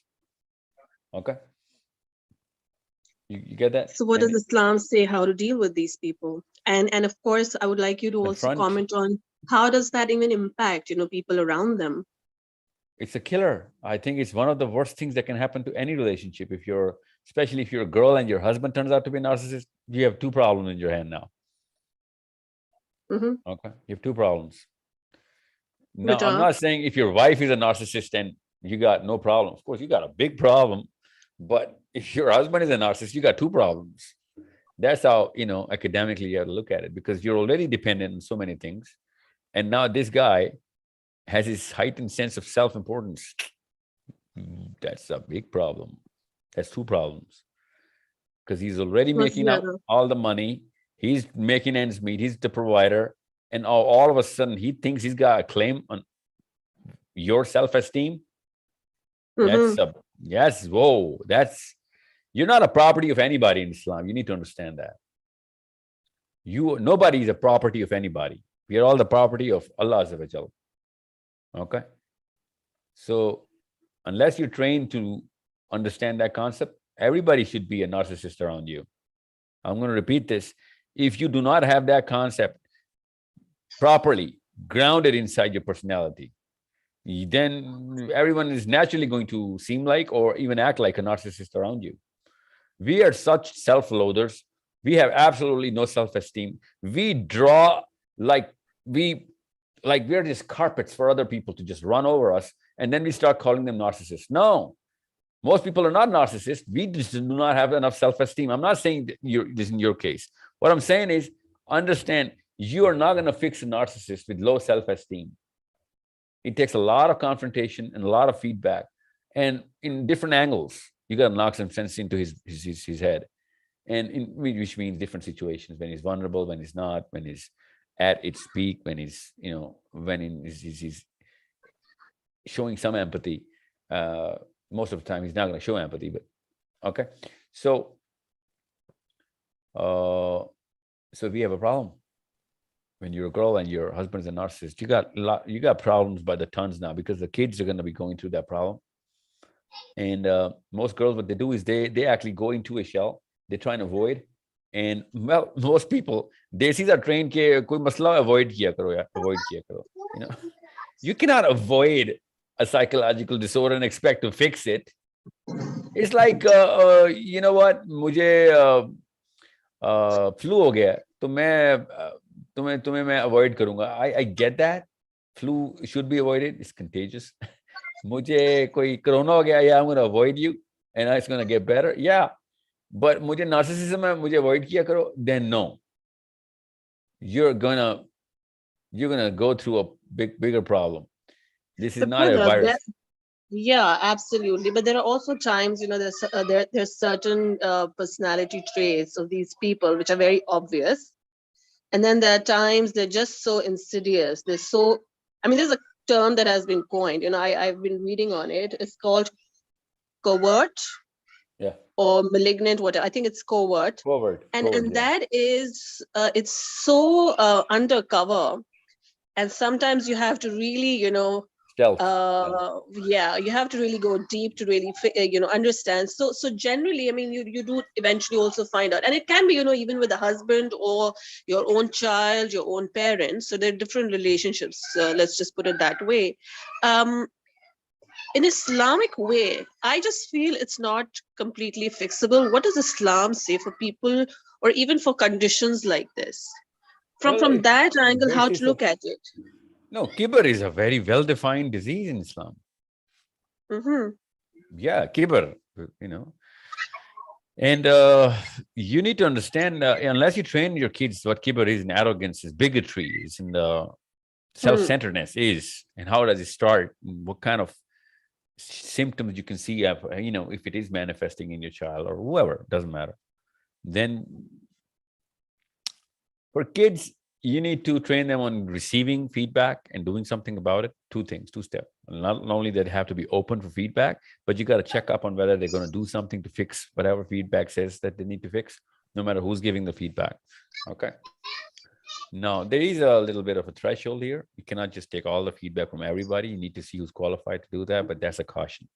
But what I'm saying is, unless you train your kids to know what feedback is and what the value of feedback is, and that step 2 of what is the action that you're going to take on after you get the feedback to fix what is broken, then you are harboring narcissists. Narcissism only comes in when you do not have what it takes to understand what a feedback is and how to receive it gracefully and do something about it. Okay. No, they're just triggered. They're just triggered, even in good faith. If any feedback is given, a person who's going through, narcissism or whatever that you call it, condition or a syndrome, whatever, they're just too sensitive to receiving any kind of feedback, even in good faith. Yeah, well, that is why they're narcissists. What makes them so? They did not get enough. Well, mostly this is I'm not going to say parenting, lack of parenting. Well thought out. No value system, no fairness. Value system is sitting on the scale of fairness, right? The balance of fairness. When you break that balance, you're gonna be harboring narcissism.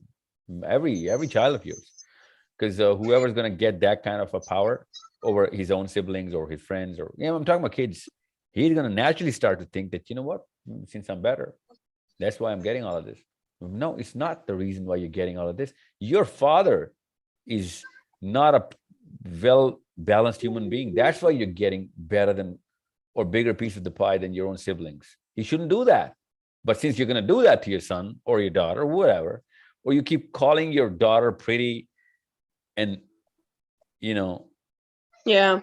we keep, it's called, keep forgetting, we're honoring certain traits which have nothing to do with the value system of the human community, and we keep honoring that attribute. For example, looks, for example, the height of a boy, for example, the tone of the skin, for example, The social structure, where they come from, and not just the that social could also structure, be. but yeah.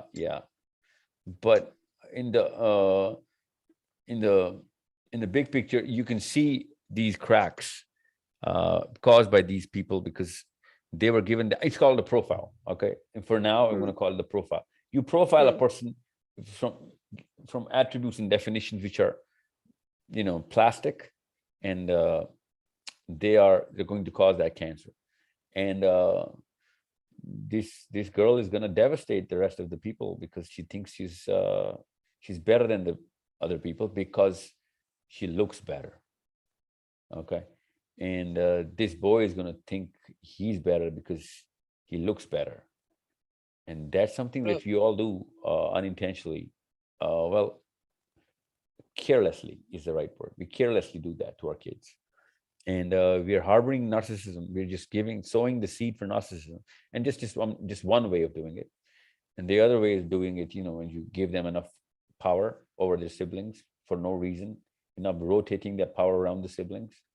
And you actually take one person on trial, or maybe this guy never goes on trial inside his own house, regardless of whatever complaint siblings are giving against him or her. You know what I'm saying? So this is how narcissism is actually brewed into your child. And most of the narcissists are carrying it through their first 12 years, even though they manifest it in early 30s when they're fully in power socially. Then they actually, jump into the driving seat and they bulldoze their wives and kids. Can they be fixed? Do you think that this is treatable?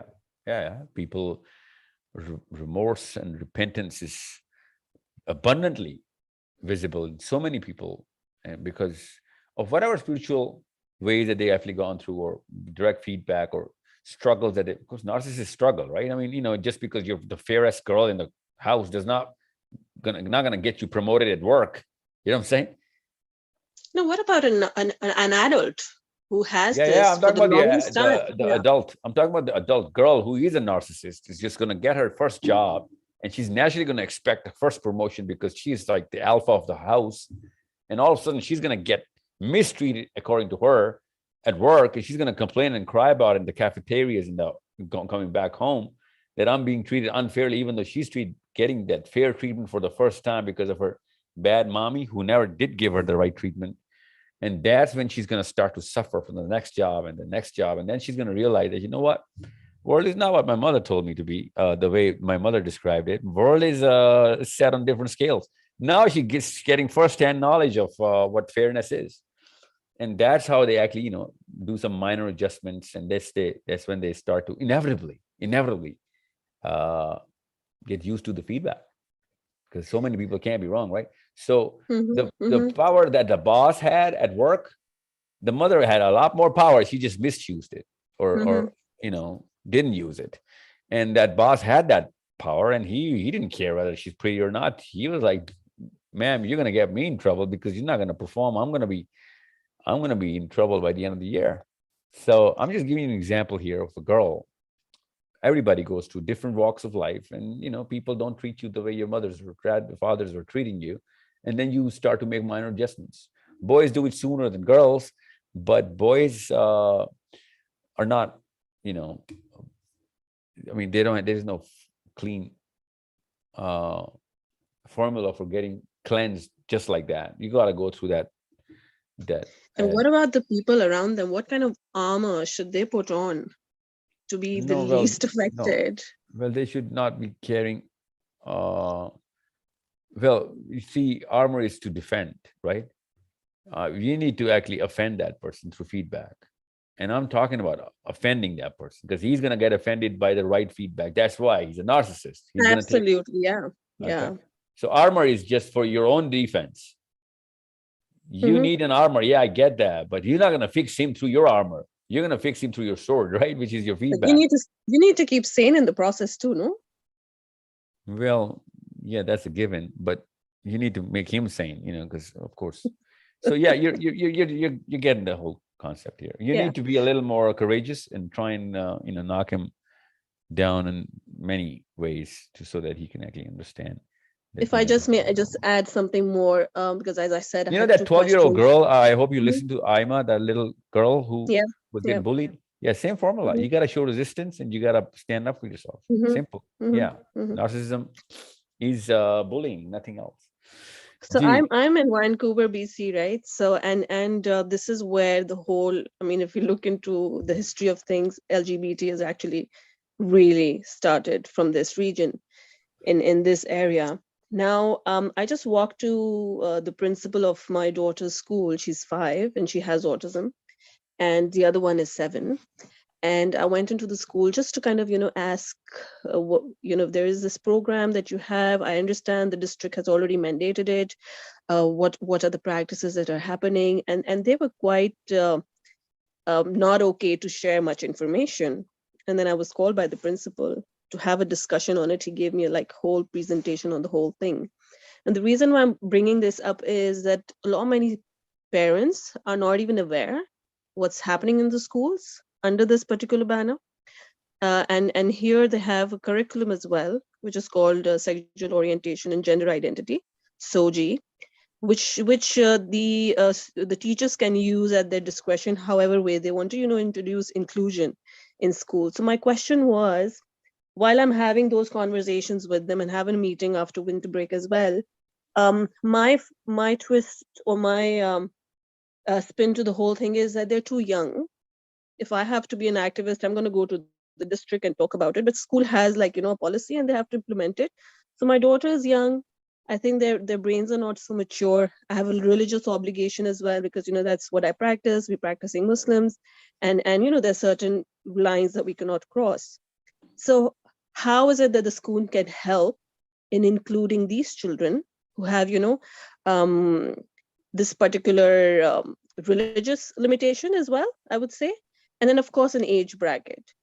What do you think from an age perspective? Because eventually a child would know, even if we're telling them correctly that this is something that's not correct, these are not our values.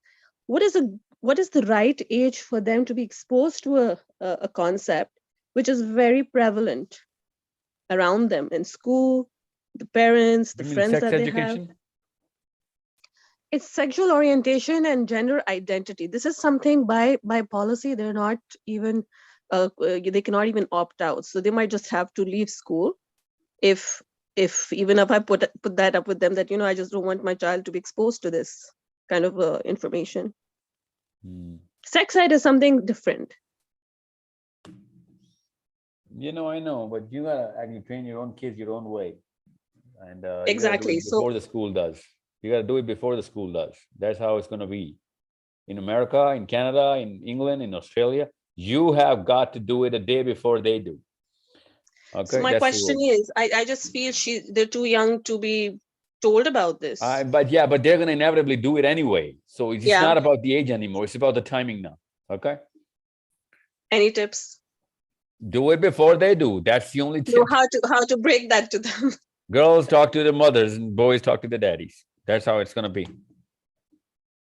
Thank That's you. how it's gonna be. Yeah, yeah. You gotta do it though. But you know what? They're gonna do it 2 years, 3 years sooner than what I would.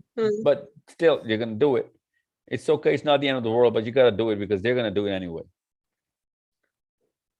All right. Thank you very much. Yeah, no problem, no problem. Gee, let me just talk to.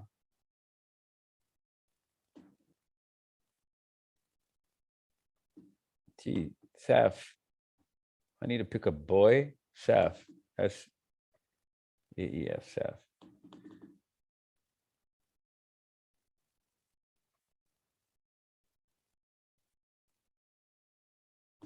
No, no, Saf. Don't want to talk. Okay. 5-second rule, Saf.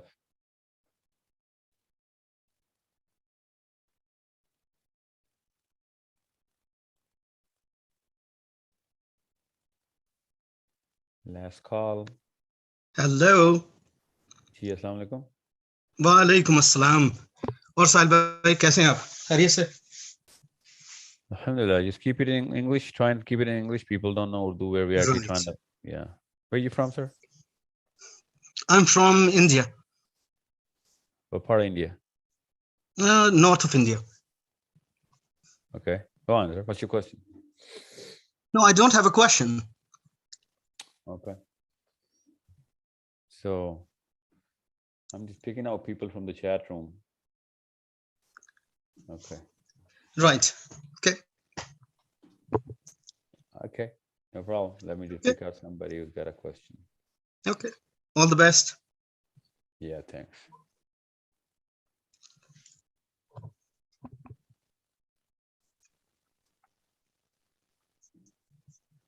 Last question, Virginia, please. 2:30. Assalamu alaikum, Sahil bhai. Assalamu alaikum. Virginia. What's your name, sir? Yes. Name is Saqib. I want to start SAQIB. Saqib. Okay, Saqib Ji. Yes, sir. Ji. Wanted to start by thanking you for what you have done. I've been listening to you for a while now, and one of the person that I can swear by brought significant change in my process of thinking and how should we look at things, being we all, most of us probably brought up all confused.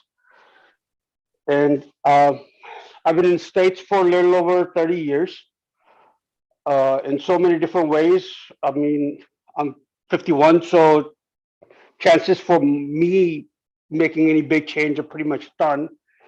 But I'm trying to raise our kids the best way possible that I can. And one of the questions that I had, continuing on to the conversation that you were having about the definition of being narcissist or self-centered person, and you mentioned that it's not wise to tell our children that they look good or they that kind of feeds into their wrong personality. But what if a child has confidence issue? I am blessed with 3 kids. One is 14, who's a boy, and 12 is a girl. And then we have a 7 years old who's also a boy. So there are three different layers which we wrap around the child, which actually makes them lose confidence. Now you're gonna know when you started to put layers around that child, and that's just how it is. Now I do not have any data, nor do we have the time to go through that detail, but let me give you the basic formula. Expose him, exposure. He's gonna get confidence anyway. Later on in life, hopefully he will. But you can help and expedite this by giving him exposure yourself, wherever he lacks, and you gotta profile that child because you know his skills and you know his senses and knowledge, and you're gonna help him gain as if you are the coach. We are the coaches of our own athletes, which are our kids. We know where they lack and we know where they're weak. You gotta make them practice. You know what I'm saying? So this is how confidence is built. Confidence is not innate. Confidence is has to be built. That's the one thing that is not innate. You need to understand that. Confidence is constructed through whatever exposure we get, and we keep practicing whatever we like, and we become better. And we think, whatever that skill could be. could be anything. And we profile our whole system around that one activity or that one aspect of our life. Everybody does, because it's a matter of our self-esteem. You know what I'm saying? We bring everybody to our home ground to play so that we can play better, because our home ground is where we play the most and we won the most. Okay, so it's that simple. You got to understand the profile of the child, read him out, and analyze, x-ray that child. Where is he weak? And you got to make him work tediously. Okay, you make sure you do that. This is because he's not going to do that with anybody else with that kind of sincerity that you have for him. People are going to give up on him. I'm telling you this right now. His school coach, his university, his professors, his friends, they're going to give up on him. Nobody's going to put that kind of force and grunt it out day in, day out. You know what I'm saying? You got to do that. You need to know where is he lacking. It's a good question. You need to understand how important this is. And I see a lot of people who just read their kids and they're like, you know what? My kid is not confident and there's something wrong. And they jump right into genetics. It's like, what kind of books have you been reading? Since when did we read confidence is genetic? Confidence is not genetic. Confidence is not even innate. You cannot just care about my confident father is the reason I'm so confident. That's absolutely absurd. Okay. So you got to construct confidence through kind of activities you're exposed to. We call it the profile. We call it the victory profile, actually. You need that one victory, no matter where it is, what it is. Okay. Once you get that victory, the child, latches onto it and, he's the alpha. He tries to bring everybody to that sport so that he can win again. That's how he develops his self-worth and self-esteem and whatever it is. I'm talking about 3-year-olds. I'm talking about 4-year-olds. Okay. And you can see that pattern in your kids, and you can find out that, you know what, every child is trying to bring everybody to his own sport, girls and boys. So you need to get that boy into that sport, find it out. You need to find that sport, and you're going to make him practice that sport. Okay. That's how. Got it. Yes, sir. Well, one more question, if I may, please. You can ask the question. If it's a lengthy answer, I'm going to skip it. If it's a quick one. Yes, sir. Yeah. On the same note, our 7 years old, he's a bit on the other side. He has this attitude of demanding attention all the time. So whatever. I'm sorry. Before I let you, there's this another aspect. You see a lot of kids who are not good looking and very low confidence is shown in their studies just because the kid is fat and short or dark. You can see that. And then you just keep blaming that, this child is lacking confidence because he's not apparently good looking or he's overweight or, whatever. And parents do that. That's absurdity at its peak. There's a difference between self-worth and confidence. Low self-worth, people with low self-worth are confident in so many things. Okay, they do a lot of things and they know they're the best at it, maybe even in the world. Okay, different things. So confidence is not based on, it's called self-worth. That's a personality trait. Confidence is a relationship between you and that activity or whatever that role is, that role that you're going to be in. Could be anything. So self-worth is treated differently, okay? Don't confuse confidence with self-worth. Okay, different remedies, different formulas. Go on with the next question, sir. You were asking. He demands a lot of attention where he feels that he needs to be in part of every single conversation, even though the conversation is not being done with him. And also, whatever the conversation is about, he has to jump in and ace that matter. Like, oh yeah, I've done it too, Dad. I did it yesterday. I did it with my friends. Come up to a level where, he starts making stuff up, and I see that as a red flag.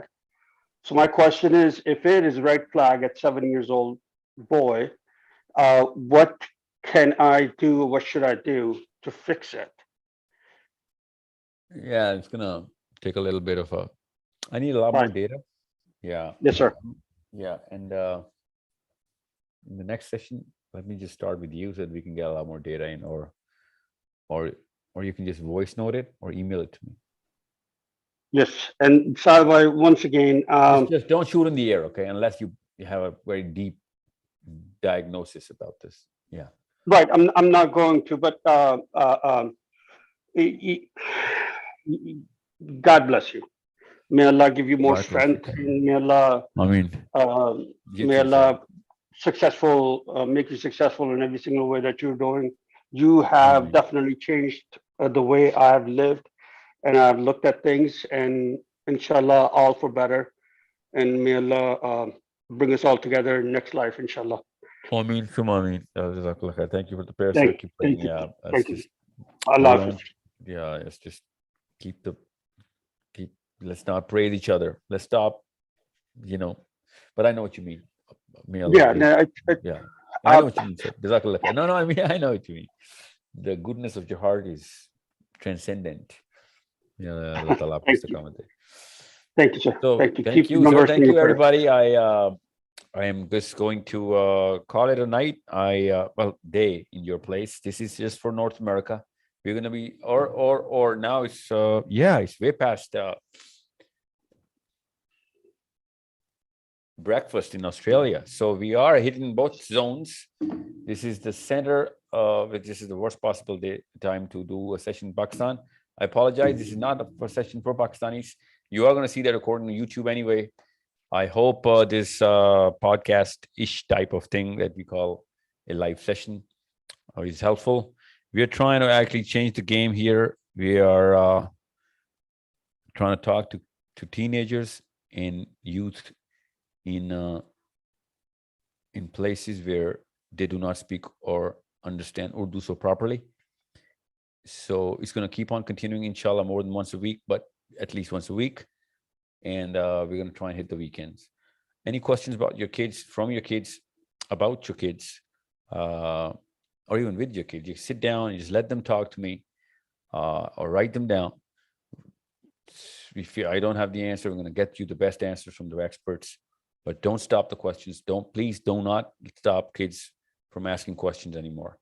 And they're not going to stop. They're just going to stop asking you. I promise you this. They're not going to stop. They're going to ask their closest peer or whoever they're more comfortable with. And that's the actual confidant and the role model, the mentor. I mean, it's very shameful that our own kids don't consider our own selves their mentors. It's pretty, I mean, it's not a rule that you should be the mentor, but you should be the first mental response of the child so that they can actually be more comfortable asking you questions. And it's not about you knowing the answers. Just because you know the answer doesn't mean he's going to get you that question. It's your attitude towards the child. Even if he knows you're not going to get answer is not going to come from you, but because of you, he's still going to keep asking you questions. Okay, that's how easy it is. Just be that kindest person and be that loving and most protective, secure person for that child, and he's going to ask you all the questions in the world. Okay. I am just going to call it a day. Thank you so much for your time. If you have any more questions, please write them down. Send it to me via email or, just via email. Or wait for the next session. I am sorry for not taking everybody's questions. It's not possible. However, we're going to keep doing these sessions, inshallah. So I have till 2:45. Yes, 2:45. I had till 2:30. So I'm 15 minutes over. Jazakallah khair for your patience. Make sure you understand we are doing it for our children. So make sure they're getting these sessions. Assalamu alaikum wa rahmatullah wa barakatuh. Salam.